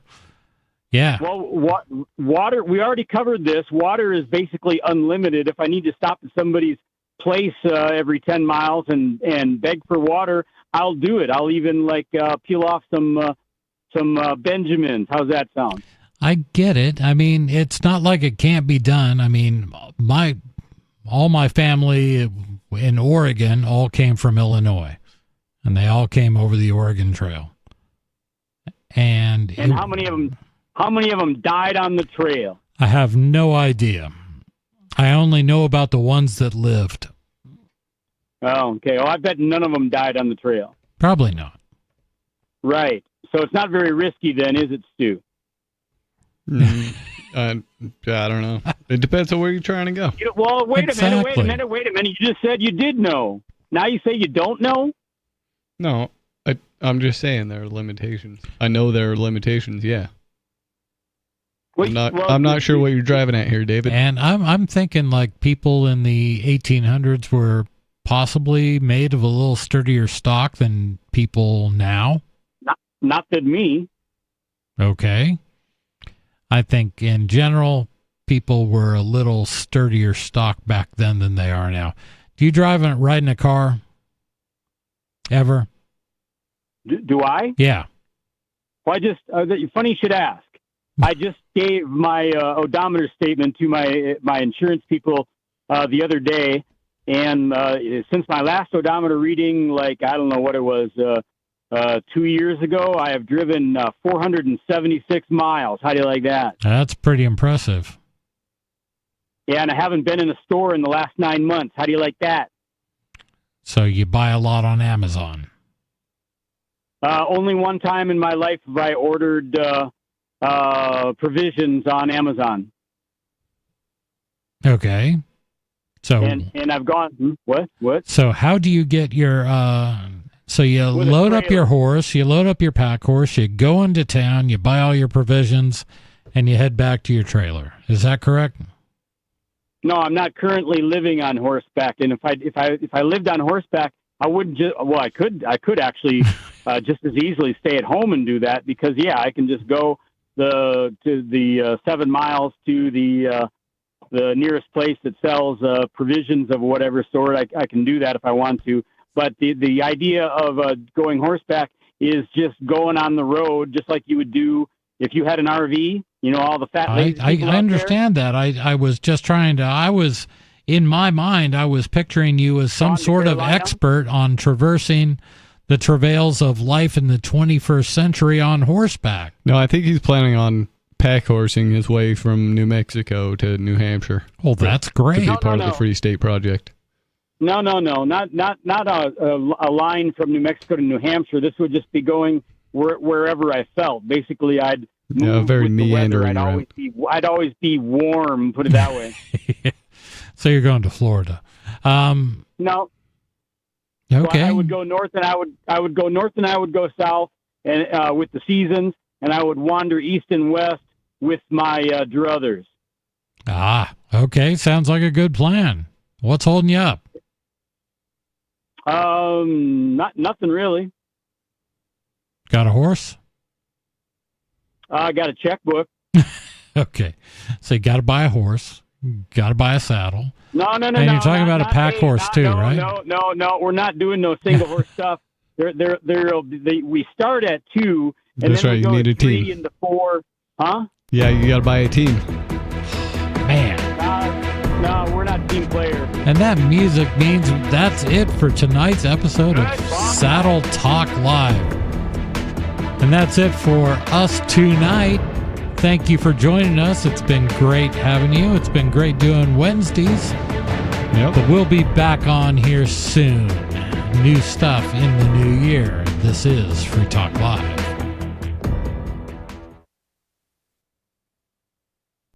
Dine with Seinfeld's parents. I'm Holland Cook with Inflation Hacks. You can still afford to dine out occasionally by shopping smart. As they do at Del Boca Vista, eat early. In restaurant lingo, you are in the first turn. A certain oyster bar my wife and I like offers buck a shuck before 6 p.m. Other tips? Opt in if your favorite spot has an email list. They'll tout specials. Have dessert at home.